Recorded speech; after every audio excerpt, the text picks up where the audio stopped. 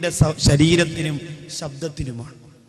ഒരു സംശയവും ആ കാര്യത്തിൽ വേണ്ട. പക്ഷേ അതെന്തിനാണ് പെണ്ണേ നിനക്ക് അല്ലാഹു തന്നത്? എന്തിനാണ് തന്നതെന്നറിയുമോ? നിന്റെ ഭർത്താവിന്റെ സങ്കടം മാറ്റിക്കൊടുക്കാനാണ്, നിന്റെ ഭർത്താവിന്റെ മനോവധ നീക്കിക്കൊടുക്കാനാണ്, നിന്റെ ഭർത്താവിന്റെ മനസ്സിന്റെ മുറാദുകള് നിന്റെ ചിരി കൊണ്ട് ആ ഭർത്താവിന്റെ പ്രയാസങ്ങളെ നീക്കിക്കൊടുക്കാനാണ്. അതുകൊണ്ടല്ലേ അലി ഇബ്നു അബീ ത്വാലിബ് റളിയല്ലാഹു അൻഹു ജീവിതത്തിലെ ഏറ്റവും വലിയ ഭാഗ്യവാനാണെന്ന് സഹാബത്ത് പറഞ്ഞത്. എന്തുകൊണ്ട്? ഫാത്തിമ ബീവി റളിയല്ലാഹു അൻഹയല്ലേ ബഹുമാനപ്പെട്ടവരുടെ ഭാര്യ. ഒരു പ്രയാസം വേണ്ട, ഒരു സങ്കടം വേണ്ട. അള്ളാന്റെ ഹബീബിന്റെ പൊന്നുമോളെ മുമ്പിലേക്ക് കടന്നു ചെല്ലുമ്പോ എല്ലാ പ്രയാസവും തീരില്ലേ, എല്ലാ സങ്കടങ്ങളും തീരില്ലേ, എല്ലാ മനോവ്യതകളും വിഷമങ്ങളും അസ്തമിച്ചു പോകില്ലേ? കാരണം എന്തേ? റസൂലുള്ളാഹിയുടെ പൊന്നുമോൾ സൗന്ദര്യത്തിന്റെ നിറദീപമല്ലേ. ആ സൗന്ദര്യം കൊടുപ്പവാർക്ക്, അന്യപുരുഷന്മാർക്കല്ല, കാമുകന്മാർക്കല്ല, ബോയ് ഫ്രണ്ടിനല്ല, തന്റെ പ്രിയപ്പെട്ട മനസ്സിന്റെ രാജകുമാരനാര ഭർത്താവാര അലി ഇബ്നു അബീ ത്വാലിബ് റളിയല്ലാഹു തആല അൻഹുവിന് മാത്രമാണ്. അങ്ങനെ പവിത്രത കാത്തു സൂക്ഷിക്കുന്ന പെണ്ണായി മാറണം. പെണ്ണിന് ലജ്ജ വേണം, പുറത്തിറങ്ങിയാൽ ലജ്ജ വേണം, മൊബൈലിൽ സംസാരിക്കുമ്പോഴും ലജ്ജ വേണം, അന്യപുരുഷന്മാരുമായി ഇടപെടുമ്പോഴും ലജ്ജ വേണം, കല്യാണത്തിന് പോകുമ്പോഴും ലജ്ജ വേണം, മതപ്രഭാഷണത്തിന് വരുമ്പോഴും ലജ്ജ വേണം. ജീവിതത്തിൽ നീ എവിടെ വീട്ടിൽ നിന്ന് പുറത്തിറങ്ങിയോ അവിടെ മുഴുവനും പെണ്ണേ അൽ ഹയാഉ മിനൽ ഈമാൻ, അൽ ഹയാഉ മിനൽ ഈമാൻ. ലജ്ജ ഈമാനിന്റെ ഭാഗത്തിൽപ്പെട്ടതാണ് നബി മുഹമ്മദ് മുസ്തഫ സല്ലല്ലാഹു അലൈഹി വസല്ലം. അതുകൊണ്ട് വേണം നബിതങ്ങളുടെ ബഹുമാനപ്പെട്ട അത്താഇ ഇബ്നു റബാഹ് റളിയല്ലാഹു അൻഹുവിനോട് ഇബ്നു അബ്ബാസ് റളിയല്ലാഹു അൻഹു ഒരിക്കൽ ചോദിച്ചു, അലാ ഉരിയന്നക ഇംറഅതൻ മിൻ അഹ്ലിൽ ജന്ന, സ്വർഗ്ഗത്തിൽ കടന്നു പോകുന്ന ഒരു പെണ്ണിനെ നിനക്ക് ഞാൻ കാണിച്ചു തരട്ടെയോ? അത്താഇ ഇബ്നു റബാഹ് റളിയല്ലാഹു അൻഹു പറഞ്ഞു, ഇബ്നു അബ്ബാസ് എനിക്ക് കാണണം. ഇബ്നു അബ്ബാസ് റളിയല്ലാഹു അൻഹു അതിനടുത്തുകൂടി നടന്നുപോയ കറുത്ത ഒരു പെണ്ണ്, ആദിഹിൽ മർഅതു സൗദാ, ഈ കറുത്ത പെണ്ണ് സ്വർഗത്തിലാണെന്ന് നബിതങ്ങൾ പറഞ്ഞിട്ടുണ്ട്, അതുകൊണ്ട് ആ പെണ്ണ് നീ ഒന്ന് കണ്ടോ? ഇബ്നു അബ്ബാസ് റളിയല്ലാഹു അൻഹു അത്താഇ ഇബ്നു റബാഹ് റളിയല്ലാഹു അൻഹു പറഞ്ഞിട്ട് ബഹുമാനപ്പെട്ടവർ ചോദിച്ചു, എന്തേ ആ പെണ്ണ് സ്വർഗത്തിൽ കിടക്കാനുള്ള കാരണം? ആ പെണ്ണ് സ്വർഗത്തിലാകാനുള്ള കാരണം എന്തേ? ഇബ്നു അബ്ബാസ് റളിയല്ലാഹു അൻഹു പറഞ്ഞു, അവൾ കറുത്തുപോയത് കൊണ്ടല്ല, പിന്നെ ആ പെണ്ണിന് അല്ലാഹു സ്വർഗം കൊടുക്കുമെന്ന് നബിതങ്ങൾ പറഞ്ഞതിന്റെ കാരണം എന്തെന്നറിയുമോ? കുന്നാ മഅ റസൂലില്ലാഹി സ്വല്ലല്ലാഹു അലൈഹി വസല്ലം, ഞങ്ങളെല്ലാവരും നബിതങ്ങളുടെ അടുത്തിങ്ങനെ ഇരിക്കുകയായിരുന്നു. അപ്പൊ ഈ പെണ്ണ് റസൂലുള്ളാഹിയുടെ മുമ്പ് വന്നിട്ട് പറഞ്ഞു, ഇന്നി അസ്റഉ വഅതകശഫു യാ റസൂലല്ലാഹ്, ഇന്നി അസ്റഉ, അല്ലാഹുവിന്റെ റസൂലേ, അപസ്മാര രോഗം എന്നെ പിടിച്ചിരിക്കുന്നു നബിയേ. വഅതകശഫു യാ റസൂലല്ലാഹ്. രോഗം മനസ്സിലായില്ല? അപസ്മാര രോഗം എന്ന് പറഞ്ഞാൽ ഈ പെട്ടെന്ന് ശരീരത്തിൽ പെട്ടെന്നൊരു രോഗം വന്ന് മറിഞ്ഞ് എവിടെയാണോ നിൽക്കുന്നത് അവിടെ വീണിട്ട് കൈകാലൊക്കെ ഇങ്ങനെ വല്ലാതെ വിറച്ച് വായിലൂടെ നുരയും പതയും ഒക്കെ വന്ന് ഇങ്ങനെ കിടക്കും. അതാണ് ആ രോഗം. ചിലപ്പോൾ ആ രോഗം കൊണ്ട് തന്നെ മരിക്കും, ചിലപ്പോൾ ഇച്ചിരി ഇരുമ്പൊക്കെ കയ്യിൽ കൊടുത്ത് ഇങ്ങനെ അതിനെ പിടിച്ച് ജന്നി എന്നൊക്കെ പറയുന്ന ഭാഷയിലുള്ള ഒരു രോഗം. സഹോദരങ്ങൾക്ക് മനസ്സിലായിട്ടുണ്ടാവും എന്ന് കരുതാണ്. റസൂലുള്ളാഹി സ്വല്ലല്ലാഹു അലൈഹി വസല്ലം നിങ്ങളുടെ മുമ്പ് വന്നിട്ട് പരാതി പറഞ്ഞു. ഈ രോഗത്തെക്കുറിച്ച് ചിലപ്പോൾ നമുക്ക് അറിഞ്ഞുകൂടെങ്കിൽ അല്ലെങ്കിൽ അനുഭവിച്ചിട്ടില്ലെങ്കിൽ ചിലപ്പോൾ ഇതിൻ്റെ ഗൗരവം നമുക്കറിയില്ല. ഒരുപാട് പേർക്ക് ഇന്ന് ആ രോഗമുണ്ട്. തിരുവനന്തപുരത്തെ വിദഗ്ധനായ ഒരു ഡോക്ടർ പറഞ്ഞത്, എൻ്റെ ഒരു സുഹൃത്തിൻ്റെ മകൻ ഈ രോഗമായിട്ട് ഹോസ്പിറ്റലിലായി. 5 വയസ്സിന് ശേഷം ആണ് ഈ രോഗം വരുന്നതെങ്കിൽ 3 പ്രാവശ്യമേ വരൂ. 3ാമത്തെ പ്രാവശ്യം ദുരന്തം സംഭവിക്കുന്നു. അള്ളാഹു കാത്തുരക്ഷിക്കട്ടെ. 5 വയസ്സിന് മുമ്പ് വന്നിട്ടുണ്ടെങ്കിൽ മാത്രമേ പിന്നീട് തുടർച്ചയായിട്ട് വന്നുകൊണ്ടിരുന്നാൽ അപകടമുണ്ടാവാതെ ഇരിക്കുള്ളൂ. ഇല്ലെങ്കിൽ ഈ രോഗം വന്നാൽ വളരെ അപകടമാണ്. അള്ളാഹു കാത്തുരക്ഷിക്കട്ടെ. ഇത് പിശാചിൽ നിന്നുള്ള ഒരു രോഗമാണ്, പിശാചിൻ്റെ ഒരു രോഗമാണ്. ഞാനൊരു ഇൽമിൻ്റെ വേദിയിൽ ഒരു ആപ്പിള് കയ്യിൽ വെച്ചിട്ട് നാരിയത്തു സ്വലാത്ത് ഓതിയിട്ട് ഇങ്ങനെ ഓരോ തുക പറഞ്ഞൊരാൾക്ക് കൊടുക്കാം. അപ്പോൾ 22,000 രൂപയ്ക്ക് ആ കുഞ്ഞിൻ്റെ വാപ്പ ആപ്പിൾ വേണം എന്ന് പറഞ്ഞത് കൊടുത്തു. ആ ആപ്പിൾ കൊണ്ടുപോയി കഴിച്ചപ്പോൾ രോഗം കൂടി. കാരണം പിശാചിൻ്റെ ശത്രുവാണ് നാരിയത്തു സ്വലാത്ത്. പിശാചിനെ ഇഷ്ടപ്പെടുന്ന കുറച്ച് ആൾക്കാർക്ക് ഇന്ന് നാരിയത്തു സ്വലാത്തൊന്നും ഇഷ്ടമല്ല. അവർക്ക് ഇബ്രാഹിമിയ സ്വലാത്ത് മാത്രം മതി എന്നാണ് പറയും. ഇബ്രാഹിമിയ സ്വലാത്ത് മാത്രം മതി എന്ന് പറയുന്നത് നമ്മൾ ആലോചിക്കുക. അത് സലാത്ത്, ആ സലാത്ത് വേണ്ടെന്നല്ല, നാരിയത്തു സ്വലാത്ത് വേണ്ടെങ്കിൽ ചെല്ലണ്ട, പക്ഷേ അതിനെ കുറ്റം പറയാൻ പാടില്ല. നാരിയത്തു സ്വലാത്ത് എന്ന് പറഞ്ഞാൽ എന്താ, കളിച്ച കാര്യമൊന്നുമല്ല. ഒരുപാട് അനുഭവം എൻ്റെ ഇൽമു ജീവിതത്തിൽ വിജ്ഞാനവേദികളിൽ നാരിയത്തു സ്വലാത്ത് കൊണ്ട് ഒരുപാട് അനുഭവം ജീവിതത്തിൽ എനിക്ക് കിട്ടിയിട്ടുണ്ട്. അതുകൊണ്ട് അതറിയാം. അത് കഴിച്ച ആ കുഞ്ഞിന് രോഗം കൂടി, ഹോസ്പിറ്റലിൽ കൊണ്ടുപോയി. 3ാമത്തെ പ്രാവശ്യം പിന്നെ വരണം. 5 വയസ്സിന് ശേഷം ആദ്യം വന്നത്, 3ാമത്തെ പ്രാവശ്യം. ഡോക്ടർ പറഞ്ഞ ഭീഷണിയുടെ സമയം. ഹോസ്പിറ്റലിൽ കൊണ്ടുപോയി, ഫോൺ വിളിച്ചു. ഞങ്ങളൊക്കെയും പോയി, നമ്മുടെ സുഹൃത്തുക്കളൊക്കെ പോയി. അവിടെ ചെന്നപ്പോൾ അത്ഭുതകരമായ ആ കുഞ്ഞ് രക്ഷപ്പെട്ടു. ഇതുവരെ പിന്നെ ആ രോഗം വന്നിട്ടില്ല. അള്ളാഹു ആ കുഞ്ഞിന് പരിപൂർണ്ണ ആഫിയത്ത് കൊടുക്കട്ടെ. വല്ലാത്ത രോഗമാണ് അത്. എവിടെയാണ് ആ രോഗം വരുന്നതെന്ന് പറയാം. ആ രോഗമുള്ളവർക്ക് ഒറ്റയ്ക്ക് യാത്ര ചെയ്യാൻ പറ്റില്ല. ഇപ്പം ഞാൻ ഇന്നലെ ഒറ്റയ്ക്കാണ് യാത്ര ചെയ്ത്, ഇന്നിപ്പോൾ ഒറ്റയ്ക്ക് യാത്ര ചെയ്താൽ കണ്ണൂർ വരെ വന്നത്. കൂടെ ആളില്ലാതെ ഈ രോഗമുള്ളവർക്ക് യാത്ര ചെയ്യാൻ പറ്റില്ല. എപ്പോഴാണ് ഈ രോഗം വരുന്നതെന്ന് പറയാൻ പറ്റില്ല. എവിടെയെങ്കിലും മറിഞ്ഞു വീണാൽ, തലകേറി പാറയിലിടിച്ചാൽ അപകടമല്ലേ. ഇപ്പോൾ ഞാൻ ജോലി ചെയ്യുന്ന മഹലിൽ റമദാൻ മാസത്തിൽ ഒരു സഹോദരൻ പൈസ പിരിവിന് വേണ്ടി വന്നു, കാശ്. ഇവിടെ നിന്നൊക്കെ കണ്ണൂർ, കാസർഗോഡ്, പല ദൂര സ്ഥലത്തു നിന്നൊക്കെ തെക്കോട്ട് പോകും, അവിടെ ഉള്ളവർ ഇങ്ങോട്ട് വരും. അങ്ങനെയാണ് റമദാനിലൊക്കെ പള്ളികളിൽ പിരിവ്. അപ്പോൾ ഒരു 20-22 വയസ്സ് വരുന്ന ചെറുപ്പക്കാരൻ, എന്റെ മുമ്പിലിരിക്കുന്ന പ്രിയപ്പെട്ട യുവ സുഹൃത്തുക്കൾ മനസ്സിലാക്കണം, അള്ളാഹു നിനക്ക് തന്നിരിക്കുന്ന അനുഗ്രഹം എത്രയോ വലുതാണെന്ന് എന്റെ പ്രിയപ്പെട്ട കൂട്ടുകാരെ ചിന്തിക്കണം. ആ സഹോദരൻ റൂമിൽ കാണാൻ വേണ്ടി കടന്നു വരുമ്പോ ദാടി ഉണ്ടല്ലോ, ദാടിയുടെ ഭാഗം ഇങ്ങനെ കോടി ഒരു വല്ലാതെ തെറ്റി വായിലൂടെ നുരയും പതയും ഇങ്ങനെ വന്നുകൊണ്ടിരിക്കും. റൂമിലേക്ക് കയറി വന്നു. സംസാരം നല്ലതുപോലെ മനസ്സിലാക്കാൻ കഴിയില്ല. ഈ അസുഖമാണ് അപസ്മാര രോഗം. സാറേ, ഒരു പെങ്ങളുണ്ട്, ഉപ്പ മരിച്ചുപോയി, ആരുമില്ല, അതുകൊണ്ട് ഉസ്താദ് ഒന്ന് പള്ളിയിൽ പറഞ്ഞ് എനിക്ക് എന്തേലും കാശ് വാങ്ങിത്തരണം. ഞാൻ പറഞ്ഞു, മോനെ, റമദാനാണെങ്കിലും അല്ലെങ്കിലും ഈ പിരിവ് ഇവിടെ പരിപൂർണമായി നിരോധിച്ചിരിക്കുകയാണെന്ന്. ആ സമയത്ത് ആ സഹോദരൻ പറഞ്ഞു, സാറേ, എനിക്ക് എഴുന്നേറ്റൊന്ന് പറയാൻ കഴിയില്ല, എന്തേലും ഒന്ന് വാങ്ങിത്തരണം. ഞാൻ പറഞ്ഞു, ഇൻഷാ അല്ലാഹ് ശ്രമിക്കാം. ആ പ്രിയപ്പെട്ട സുഹൃത്തിനോട് എവിടെയാണ് വീടെന്ന് ചോദിച്ചപ്പോൾ പോക്കറ്റിൽ നിന്നും ഒരു ചെറിയ കടലാസ് എടുത്തു തന്നു. അതിനകത്ത് ഇന്ന് പിരിവിന് പോകുന്ന പള്ളിയിൽ നിന്ന് തിരിച്ച് വീട്ടിലെത്താനുള്ള വഴി ഉമ്മ വരച്ച് അടയാളപ്പെടുത്തിയിട്ട് കൊടുത്തിരിക്കുകയാണ്.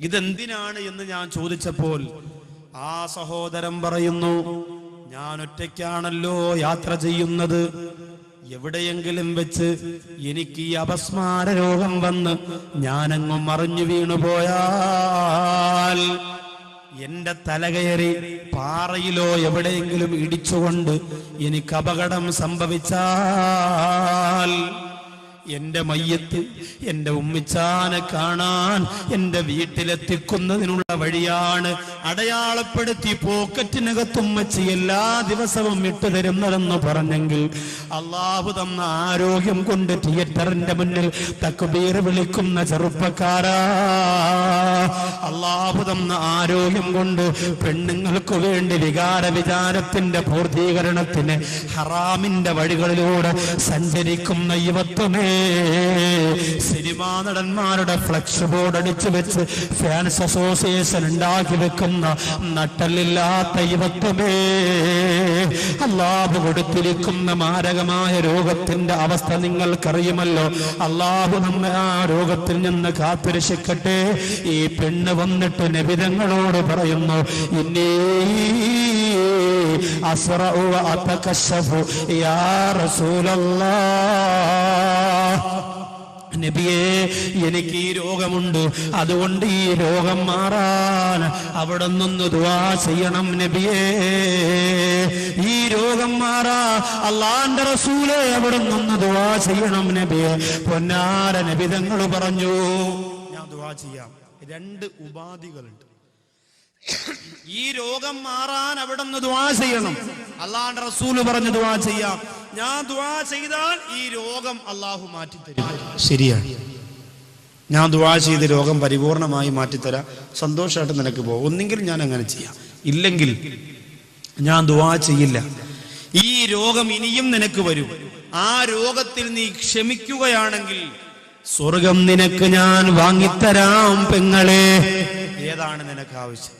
ഒന്നെങ്കിൽ ഞാൻ ദുആ ചെയ്ത് രോഗം മാറ്റിത്തരാം, ഇല്ലെങ്കിൽ ഞാൻ ദുആ ചെയ്യില്ല, ഈ രോഗവുമായി നീ മടങ്ങിപ്പോകുന്നു, നിനക്ക് വീണ്ടും രോഗം വരുന്നു, നീ എന്ത് ചെയ്യുന്നു? ഈ രോഗം വന്ന് നീ ക്ഷമിച്ചിട്ട് നീ മരണപ്പെടുന്നു, അള്ളാഹു നിനക്ക് സ്വർഗം തരും. ഏത് വേണമെന്ന് ചോദിച്ചു.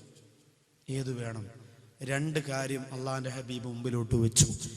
ഈ പ്രിയപ്പെട്ട സഹോദരി കരഞ്ഞുകൊണ്ട് പറഞ്ഞു, യാ റസൂലല്ലാഹ്, അള്ളാന്റെ നബിയേ, എന്റെ രോഗം മാറണ്ട, എനിക്ക് സ്വർഗം മതി നബിയേ. ഈ രോഗം കാരണം അള്ളാഹു എനിക്ക് സ്വർഗം തരികയാണെങ്കിൽ അത് മതി നബിയേ എന്നാ സഹോദരി പറഞ്ഞിട്ട് നബി തങ്ങളോട് പറയുന്ന, നബിയേ, പക്ഷേ എനിക്കിനിയും ഒരു സങ്കടം പറയാനുണ്ട്, ഇനിയും ഒരു ആവലാതി എനിക്ക് ബോധിപ്പിക്കാനുണ്ട്. വഅതകശഫു യാ റസൂലല്ലാഹ്, വഅതകശഫു യാ നബിയല്ലാഹ്. നബിയേ, ഈ രോഗം വന്ന് ഞാനങ്ങ് മറിഞ്ഞു വീഴുമ്പോ എന്റെ ശരീരത്തിൽ നിന്ന് വസ്ത്രം മാറിപ്പോകുന്നുണ്ട് നബിയേ. എന്റെ ശരീരത്തിൽ നിന്ന് വസ്ത്രമങ്ങ് മാറിപ്പോകുന്നുണ്ട് നബിയേ. അതുകൊണ്ട് എവിടെയാണ് വീഴുന്നതെന്ന് പറയാൻ പറ്റൂല. അന്യപുരുഷന്മാരുടെ മുമ്പിലാണോ, അന്യ സഹോദരങ്ങളുടെ മുന്നിലാണോ, ജനങ്ങളൊക്കെ നോക്കി നിൽക്കുമ്പോ എന്റെ ഔറത്ത് വെളിവായാൽ ഞാൻ ലജ്ജിക്കുന്നു നബിയേ. അതുകൊണ്ട് ഔറത്ത് വെളിവാകാതിരിക്കാൻ അവിടുന്ന് ദുആ ചെയ്യണമെന്ന് പറയുമ്പോ അല്ലാഹുവിന്റെ റസൂൽ പറഞ്ഞു, പെങ്ങളെ, എനിക്ക് വല്ലാണ്ട് സന്തോഷമായി.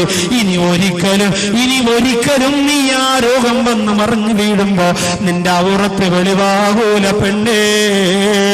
നിന്റെ തുണി നിന്റെ ശരീരത്തിൽ നിന്ന് മാറില്ലെന്ന് പറഞ്ഞപ്പോഴാണ് ആ സഹോദരിക്ക് സന്തോഷമായി പോയതെങ്കിൽ, എന്റെ സഹോദരിമാരെ, ബോധമില്ലാത്ത അവസ്ഥയിൽ രോഗം വന്ന് മറിഞ്ഞു വീഴുമ്പോ തന്റെ ശരീരത്തിന്റെ നഗ്നത പുറത്താകുമോ എന്ന് പേടിച്ചുകൊണ്ടാ പൊട്ടിക്കരഞ്ഞു പോയതെങ്കിൽ എന്റെയും നിങ്ങളുടെയും അവസ്ഥ എന്താ? നമ്മുടെ ശരീരത്തിന്റെ വസ്ത്രത്തിന്റെ അവസ്ഥ എന്താ എന്ന് ഏറ്റവും അധികം വിൽപ്പന നടന്നുകൊണ്ടിരിക്കുന്ന വസ്ത്രമാണല്ലോ നെറ്റിന്റെ ചുരിദാർ. നെറ്റ് ചുരിദാർ ഇവിടം മുതൽ ഇവിടം വരെയുള്ള, ഇവിടം മുതൽ ഭാര്യ ധരിക്കുന്നത് ഫുൾ കൈയാണ്, പക്ഷേ കൈ ഫുള്ളായി പുറത്ത് കാണാം. ഇവിടം മുതൽ ഇവിടം വരെ നെറ്റാണ്. ഒരു 10 വർഷം കൂടി കഴിഞ്ഞാൽ പിന്നെ തുണി കാണൂല, മൊത്തം നെറ്റായിരിക്കും. അല്ലാഹ് കാത്തുരക്ഷിക്കട്ടെ. ഏതു കോലമാണ് നമ്മുടെ പെങ്ങൾ, നമ്മുടെ സഹോദരിമാർ. അവർ തല മറയ്ക്കുന്നതിൽ പോലും നമ്മൾ കണ്ടിട്ടില്ലേ? 3 മോഡലിലാണെന്ന് സഹോദരിമാർ തല മറയ്ക്കുന്നത്. ആദ്യകാലത്ത് മറച്ചിരുന്ന ഒന്നാമത്തെ രീതി, ഇങ്ങനെ തലയിൽ ഇങ്ങനെ തട്ടമിട്ടിട്ട് ഇവിടത്തെ ഇത്രയുണ്ടാകും, ഇത്രയും ഭാഗത്തെ മുടി ഇങ്ങനെ പുറത്തിട്ടിട്ട് ഇങ്ങനെ ഇട്ടിരിക്കും. ഒരു സ്റ്റൈലിന് വേണ്ടിയിട്ട് ഇത്ര മാത്രം ഇങ്ങനെ മറക്കും. അത് കഴിഞ്ഞിട്ട് പിന്നെ കുറേ നാൾ കഴിഞ്ഞപ്പോൾ നമ്മുടെ സഹോദരിമാർ ഇങ്ങനെ ഷാള് ധരിച്ചിട്ട് ഇവിടുന്ന് ഇതിൻ്റെ ഒരറ്റം ഇങ്ങനെ, ഇവിടെ നിന്ന് ഒരറ്റം ഇങ്ങനെ, എന്നിട്ട് ഇവിടെ ഇങ്ങനെ ഉളിഹയ്ക്ക് മോദിമാവ പോത്തിൻ്റെ കാല് കെട്ടണമാതിരി ഇവിടെ ഇങ്ങനെ ഒറ്റ കെട്ടും ഇങ്ങനെ. ഇതാണ് രണ്ടാമത്തെ. ഈ തട്ടമുണ്ടല്ലോ, ഇത് അള്ളാഹുവിൻ്റെ ഹബീബ് ഇങ്ങനെ നിന്റെ മാറിടം ഇങ്ങനെ മറഞ്ഞു കിടക്കാൻ വേണ്ടിയിട്ടാണ് ഇടാൻ പറഞ്ഞിരിക്കുന്നത്. ഇത് സഹോദരി ഇവിടെ നിന്ന് എടുത്ത് ഉയർത്തി ഇങ്ങനെ, ഇവിടെ നിന്ന് എടുത്ത് ഉയർത്തി ഇങ്ങനെ, എന്നിട്ട് ഇങ്ങനെ നടന്നു പോകും. ഇത് ആരെ ബോധിപ്പിക്കാനാണ്? ഇപ്പൊ ഇതെല്ലാം കഴിഞ്ഞ് 3ാമത്തെ മോഡൽ പുതിയത്, ഇങ്ങനെ തട്ടം ഇങ്ങനെ തലയിലിട്ടിട്ട് ഈ താഴത്തെ 2 ഭാഗം ഇങ്ങനെ കെട്ടും. ഇങ്ങനെ കെട്ടിയിട്ട് ഇവിടെ നിന്ന് എടുത്ത് ഇങ്ങനെ തോളത്തിട്ടിട്ട് ഇങ്ങനെ. ഇതാണ് പുതിയ മോഡൽ. ഇങ്ങനെ ഇത് തലയിൽ ഇങ്ങനെ കിടക്കൂല, തോളത്ത് ഇങ്ങനെ കിടക്കും, സാരിയുടെ മുകളിലും ചുരിദാറിന്റെ മുകളിൽ. ഇങ്ങനെ വസ്ത്രം ധരിച്ചുകൊണ്ട് ആരെ ഭയപ്പെടുത്താനാണ്? ആരെ തൃപ്തി വാങ്ങാനാണ്? അള്ളാഹുവിന്റെ ദീനിന് വേണ്ടി ജീവിച്ച് മരിക്കണം എന്റെ സഹോദരിമാരെ. 4 കാര്യമാണ് പൊന്നാര നബി തങ്ങൾ പറയുന്നത്. 4 കാര്യമാണ് അല്ലാഹുവിന്റെ റസൂൽ പറയുന്നത്. ഒരു പെണ്ണിനും ഒരാണിനും രക്ഷപ്പെടാ ഈ 4 കാര്യം നിങ്ങളുടെ ജീവിതത്തിൽ നിങ്ങൾ കൊണ്ടുവന്ന അൽഹംദുലില്ലാഹ്. എന്റെ ശബ്ദം ശ്രവിക്കാൻ ഇവിടെ വന്നിരിക്കുന്ന കണ്ണൂർ സ്വദേശികളാണ് എന്റെ പ്രിയപ്പെട്ട യുവ സുഹൃത്തുക്കളോടും എന്റെ ഉമ്മപെങ്ങന്മാരോടും എനിക്ക് പറയുവാനുള്ളത്, ഈ 4 കാര്യം നിങ്ങളുടെ ജീവിതത്തിൽ നിങ്ങൾ പ്രാവർത്തികമാക്കിയാൽ അൽഹംദുലില്ലാഹ് വബിശ്റൂ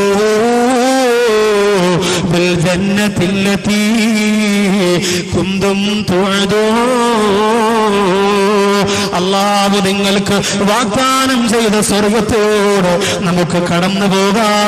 നമ്മൾ മരിക്കാൻ കിടക്കുമ്പോ അസറായി കടന്നു വരുമ്പോ റൂഹ് പിടിക്കാൻ പോകുമ്പോ സ്വർഗത്തിന്റെ ചിത്രം ഇങ്ങനെ കണ്ടുകൊണ്ട് മരിക്കേണ്ട പെങ്ങളെ. അതുകൊണ്ട് ലജ്ജയുള്ളവരായി കഴിഞ്ഞു.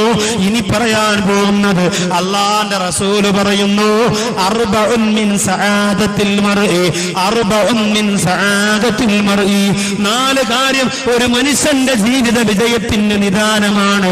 ഈ 4 കാര്യമുള്ളവർ ഒരിക്കലും പരാജയപ്പെടില്ല. അവർക്ക് പരലോക വിജയമുറപ്പാണ്. അള്ളാന്റെ ഹബീബ് നബുവത്തിന്റെ നാവുകൊണ്ട്, കളവ് പറഞ്ഞിട്ടില്ലാത്ത നാവുകൊണ്ട് അള്ളാന്റെ റസൂല് പറയുന്നു, അർബഉൻ മിൻ സആദത്തിൽ മർഇ. ഈ പറയാൻ പോകുന്ന 4 കാര്യം ഒരു മനുഷ്യന്റെ വിജയമാണ്. അതിൽ ഒന്നാമത്തെ കാര്യം ലിസാനുൻ ദാക്കിറുൻ, ദിക്റ് ചൊല്ലുന്ന നാവ് നമുക്കുണ്ടാവുക. ആണിനും പെണ്ണിനും നമ്മുടെ വീടുകളിൽ ദിക്റ് ചൊല്ലണം. സഹോദരിമാര് ദിക്റ് ചൊല്ലണം. എത്ര നാളായി പെങ്ങളെ ഒരു 100 ലാ ഇലാഹ ഇല്ലല്ലാഹ് ചൊല്ലിയിട്ട് എത്ര നാളായി? ആലോചിച്ച് നോക്കിയേ, എത്ര നാളായി ഒരു 100 ലാ ഇലാഹ ഇല്ലല്ലാഹ് ലാ ഇലാഹ ഇല്ലല്ലാഹ് എത്ര നാളായി? ഒരു 10 സുബ്ഹാനല്ലാഹ് പറഞ്ഞിട്ട് ഒരു 100 സ്വലാത്ത് ചൊല്ലിയിട്ട് എത്ര നാളായി? എന്റെ സഹോദരിമാരെ, എന്റെ സഹോദരങ്ങളെ, രാഷ്ട്രീയ നേതാക്കന്മാരുടെ പേര് പറഞ്ഞുകൊണ്ട് പാട്ടെഴുതി മൈക്കിൽ വെച്ച് കെട്ടി പാട്ടുപാടി അത് കേട്ട് ആസ്വദിക്കാനല്ലാതെ നമ്മുടെ നാവ് കൊണ്ട് എന്ത് ഗുണമാണ് പ്രിയപ്പെട്ടവരെ? ദിക്റ് ചൊല്ലുന്ന നാവ് ഞാനും നിങ്ങളും ഉണ്ടാക്കിയെടുത്താൽ നമുക്ക് കിട്ടുന്ന ഒന്നാമത്തെ നേട്ടം എന്താ? ഈ ലോകത്തിൽ നിന്ന് വിട പറയുമ്പോ ലാ ഇലാഹ ഇല്ലല്ലാഹ് എന്ന കലിമ പറഞ്ഞുകൊണ്ട് മരണപ്പെടാം. അതിനുള്ള ഭാഗ്യം അല്ലാഹ് തരട്ടെ. എല്ലാവരും ദിക്റ് ചൊല്ലണം. ഒരുപാട് ശ്രേഷ്ഠമായ ദിക്റുകളുണ്ട്, ഒന്നും വിശദീകരിക്കുന്നില്ല, സമയക്കുറവാണ്. എല്ലാ ഭാഗവും ഒന്ന് ചെറുതായിട്ട് ടച്ച് ചെയ്ത് മാത്രം പോവാൻ. ഏറ്റവും ശ്രേഷ്ഠമായ ദിക്റ് ലാ ഇലാഹ ഇല്ലല്ലാഹ്, അതിനൊരു സംശയമില്ല. ഏറ്റവും ശ്രേഷ്ഠമായ ദിക്റ് ലാ ഇലാഹ ഇല്ലല്ലാഹ്. മൻ കാന ആഖിറു കലാമിഹി ഇൻദ മൗതിഹി ഖൗല ലാ ഇലാഹ ഇല്ലല്ലാഹ് ദഖല ജന്ന. ലോകത്തിൽ നിന്ന് ഞാനും നിങ്ങളും വിട പറയുമ്പോൾ നമ്മുടെ നാവ് കൊണ്ട് ലാ ഇലാഹ ഇല്ലല്ലാഹ് പറയാൻ കഴിഞ്ഞാൽ നമ്മൾ സ്വർഗത്തിൽ കടന്നു. നബി മുഹമ്മദ് മുസ്തഫ സ്വല്ലല്ലാഹു അലൈഹി വസല്ലം. നമ്മുടെ ഈ നാവ് അതിന് ഉതകണം. അതിങ്ങനെ വെറുതെ ഫസാദും അയ്ബത്തും പറഞ്ഞുകൊണ്ട് നടന്നാൽ കഴിയില്ല. പള്ളിയിൽ തന്നെ നിസ്കരിക്കാൻ വരുന്നവർ ആരിഫ് നിസ്കാരം കഴിഞ്ഞാൽ ഇച്ചിരിയുള്ള ബീഡിയും കത്തിച്ച് ചുണ്ടത്ത് വെച്ചുകൊണ്ട് പള്ളിയുടെ മുമ്പ് തന്നെ വന്നിരുന്ന് ഫസാദും അയ്ബത്തും തുടങ്ങും. നാട്ടിലുള്ള മുഴുവൻ ആൾക്കാരുടെയും കല്യാണവും പ്രസവവും മരണവും എല്ലാം അവിടെ ചർച്ച ചെയ്ത് അകത്തിരുന്ന് തവാക്കല്ലതി ഓതുന്ന ഉസ്താദിനെ കൊതു അടിക്കാതിരിക്കാൻ വേണ്ടി ഊതി അകത്തേക്ക് വിട്ടുകൊടുക്കും. പുക അങ്ങോട്ട് ഉസ്താദിന്റെ അടുത്ത് ചെല്ലട്ടെ. പള്ളിയിൽ വരുന്നവരുടെ കാര്യമാണ്. അപ്പൊ പിന്നെ വരാത്തവരുടെ കാര്യമോ? സഹോദരിമാരാണെങ്കിലോ ഏറ്റവും അധികം അപകടം പെണ്ണിന്റെ നാവാണ്. ലാ തുക്സിറുൽ കലാമ ബിഗൈരി ദിക്രില്ലാഹ് ഫഇന്ന കസറത്തൽ കലാമി തൂജദു ഖസ്വത്തൽ ഖൽബ്. അല്ലാഹുവിന്റെ റസൂൽ പറയുന്നു, അല്ലാഹുവിന്റെ ദിക്റല്ലാത്ത സംസാരം, അല്ലാഹുവിന്റെ കലാമല്ലാത്ത സംസാരം നിങ്ങൾ അധികരിപ്പിക്കല്ലേ. ഫഇന്ന കസറത്തൽ കലാം, അല്ലാഹുവിന്റെ ദിക്റും അല്ലാഹുവിന്റെ സ്മരണയുമല്ലാത്ത സംസാരം അധികരിപ്പിച്ചാൽ തൂജദു ഖസ്വത്തൽ ഖൽബ്, ഹൃദയം കടുത്തുപോകും, കാഠിന്യമായി പോകും, കറുത്തുപോകും. അല്ലാഹ് കാക്കട്ടെ. ഒരുപാട് ദിക്ർ ചെരുപ്പ് ധരിക്കുമ്പോൾ, പള്ളിയിൽ കയറുമ്പോൾ, വീട്ടിൽ, എന്തിനേറെ ഭാര്യ ഭർത്തൃ ബന്ധത്തിൽ വരെ കുഞ്ഞുമക്കളെ സ്കൂളിലേക്ക് വിടുമ്പോൾ. ഒരിക്കൽ തിരുവനന്തപുരത്ത് കണ്ടില്ലേ ദുരന്തം? പ്ലേ സ്കൂളിലെ വാഹനം പായൽ കുളത്തിലേക്ക് മറിഞ്ഞ് 6 മക്കൾ, ഞാൻ പോയിരുന്നു, 6 മക്കൾ മരണപ്പെട്ടു. അള്ളാഹുരുടെ മാതാപിതാക്കളെ ക്ഷമയുള്ളവരാക്കി മാറ്റട്ടെ. സ്കൂളിലേക്ക് പോകാൻ ഉമ്മാടെ പിന്നെ ചുണ്ടത്ത് മുത്തം കൊടുത്ത്, ഉപ്പാടെ കവളത്ത് ചുംബനം കൊടുത്ത്, മക്കളിങ്ങനെ ബാഗും കുഞ്ഞു ബാഗ് തൂക്കി വാട്ടർ ബോട്ടിലൊക്കെ വെച്ചു. എന്ത് രസമാണ് കുഞ്ഞുമക്കൾ. ഞാൻ ഇന്ന് തന്നെ വന്ന് ഭക്ഷണം കഴിക്കാൻ വേണ്ടി കയറി വീട്ടിൽ. കുഞ്ഞുമക്കൾ വളരെ സന്തോഷം, ഓടിക്കളിക്കുന്നു, ചാടിക്കളിക്കുന്നു, കാണാൻ വരുന്നു, വാതിലിങ്ങനെ നോക്കിയിട്ട് കുഞ്ഞുമക്കൾ. അള്ളാഹു ആ മക്കളെയൊക്കെ അനുഗ്രഹിക്കട്ടെ. ആ മക്കൾക്ക് ആയുസ്സും ആരോഗ്യവും ആഫിയത്തും കൊടുക്കട്ടെ. എപ്പോഴും ദുആരക്കണം. കാരണം അപകടത്തിന്റെ മുൾമുനയിലാണ് നമ്മുടെ മക്കൾ. ആ സ്കൂൾ വാഹനം മറിഞ്ഞു വീണപ്പോൾ ചെളിയും പായലും ഒക്കെ നെഞ്ചകത്ത് കയറിക്കൂടി 6 മക്കൾ മരണപ്പെട്ടു. സ്കൂളിലേക്ക് ഒരുക്കി അയച്ച ഉമ്മ വൈകുന്നേരം പോസ്റ്റ്മോർട്ടം ചെയ്ത് നെഞ്ചും തലയും വെട്ടിക്കീറി ആ കുഞ്ഞുമക്കളെ മുമ്പ് കൊണ്ടുവന്ന് വെക്കുന്ന രംഗമാണ് കണ്ടതെങ്കിൽ അള്ളാഹു നമ്മയൊക്കെ കാത്തിരക്ഷിക്കട്ടെ. അതുകൊണ്ട് സഹോദരങ്ങളെ, നാം ദിക്റ് ചൊല്ലണം. നമ്മുടെ മക്കളെ കൊണ്ട് ദിക്റ് ചൊല്ലിപ്പിക്കണം. സ്കൂളിലേക്ക് പറഞ്ഞു വിടുമ്പോ ബിസ്മില്ലാഹി തവക്കൽതു അലല്ലാഹ്. നമ്മുടെ സഹോദരിമാരിൽ എത്ര പേര് ചൊല്ലുന്നുണ്ട്? തൊടുപുഴ ഭാഗത്ത് ഞാൻ പ്രഭാഷണത്തിന് പോയി. ഭക്ഷണം കഴിക്കുന്ന വീട്ടിൽ ചെന്ന് കയറിയിരുന്നപ്പോൾ ചുവരിൽ എഴുതി വെച്ചിരിക്കുന്നു, അല്ലാഹുമ്മ ബാരിക് ലനാ ഫീ തുആമിനാ വ ശറാബിനാ. അപ്പൊ അവിടുത്തെ ആളിനോട്, വീട്ടിന്റെ ഉടമസ്ഥനോട് ചോദിച്ചതാരാ? മദ്രസയിൽ പഠിക്കുന്ന 5ാം ക്ലാസ്സിൽ പഠിക്കുന്ന മോൾ എഴുതി വെച്ചതാ. കാരണം ഭക്ഷണം കഴിക്കാൻ എപ്പോഴും ഇരിക്കുന്നത് അവിടെയാണ്. അപ്പോൾ ഭക്ഷണം ഇങ്ങനെ പാത്രത്തിലേക്ക് ഇട്ട് കൊടുക്കുമ്പോൾ ഈ ദിക്റ് പറയൽ സുന്നത്ത്. ഉസ്താദ് പഠിപ്പിച്ചത് വന്ന് ചുവരിൽ എഴുതി വെച്ചു, ആരും മറക്കാതിരിക്കാൻ. നമ്മളോ ഓർക്കണം, അല്ലാഹുമ്മ ബാരിക് ലനാ ഫീ തുആമിനാ വ ശറാബിനാ. ഒരു മുസ്ലിം പെണ്ണ് വീട്ടിന്റെ അകത്ത് തന്റെ ഭർത്താവിന് പാചകം ചെയ്യുമ്പോ, ഭക്ഷണം ഒരുക്കി കൊടുക്കുമ്പോ ബിസ്മില്ലാഹിർ റഹ്മാനിർ റഹീം അല്ലാഹുമ്മ ബാരിക് ലനാ ഫീ തുആമിനാ വ ശറാബിനാ എന്ന് പറഞ്ഞുകൊണ്ട് നമുക്ക് ഭക്ഷണം വിളമ്പി തന്നാൽ അത് കഴിക്കാൻ ഭാഗ്യമുള്ള ഭർത്താവാകണമെങ്കിൽ പെണ്ണേ, നീ ഒരു യഥാർത്ഥ മുസ്ലിം പെണ്ണായി ജീവിക്കണം പെണ്ണേ. അതുപോലെ ബിസ്മി പറയുക, അൽഹംദുലില്ലാഹ് പറയുക. അങ്ങനെ ധാരാളം ദിക്റുകളും ഒരുപാട് ശ്രേഷ്ഠമായ അദ്കാറുകളുമുണ്ട്. അതിലേക്കൊന്നും കടക്കുന്നില്ല. ഒരു ദിക്റിന്റെ ഫള് മാത്രം പറഞ്ഞ് ബാക്കി 3 കാര്യത്തിലേക്ക് കടന്നു വരാം. സുലൈമാൻ നബി അലൈഹിസ്സലാത്തു വസ്സലാമിന്റെ ചരിത്രത്തിൽ നിന്ന് ഖുർആൻ നമുക്ക് സമ്മാനിക്കുന്ന മനോഹരമായ ഒരു ദിക്റ്. ആ ദിക്റാണ് ഇന്നിവിടെ ചൊല്ലി ദുആ ചെയ്യാൻ പോകുന്നത്. ഒരൊറ്റ ദിവസം മാത്രമാണുള്ളതെങ്കിൽ ഇന്ന് ആ ദിക്റ് ചൊല്ലി കണ്ണുനീരോടെ ദുആ കഴിഞ്ഞ് എന്റെ പ്രിയപ്പെട്ടവരെ നമ്മൾ പിരിയുമ്പോ എന്റെ സഹോദരങ്ങളോട് പറയുകയാ, സുലൈമാൻ നബി അലൈഹിസ്സലാം ഒരുപാട് അത്ഭുതകരമായ കഴിവ് അള്ളാഹു കൊടുത്ത് അനുഗ്രഹിച്ച പ്രവാചകനാണ് സുലൈമാൻ നബി അലൈഹിസ്സലാം. സുലൈമാൻ നബിക്ക് ഏറ്റവും ഇഷ്ടപ്പെട്ട ഒരു പക്ഷി ഉണ്ടായിരുന്നു. പക്ഷികളോട്, ജിന്നുകളോട് സംസാരിക്കാൻ കഴിവുണ്ടായിരുന്നു സുലൈമാൻ നബിക്ക്. ഇന്ന് അതൊന്നും വിശ്വസിക്കാൻ ജനങ്ങൾക്ക് ഇച്ചിരി പാടാണ്.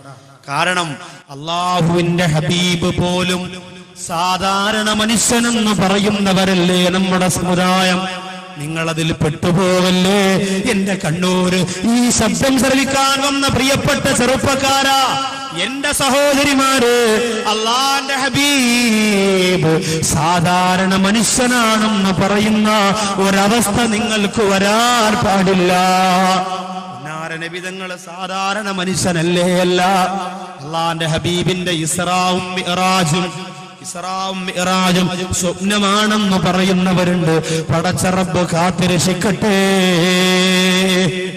മക്കയിൽ പോയി ചില ആൾക്കാർ ഹജ്ജ് കഴിഞ്ഞ് മടങ്ങി വരുമ്പോ പറയും, അൽഹംദുലില്ലാഹ് നമ്മുടെ ഹജ്ജ് കബൂലായി, നമ്മൾ മദീനത്ത് പോയില്ല, ശിർക്ക് ചെയ്തില്ല.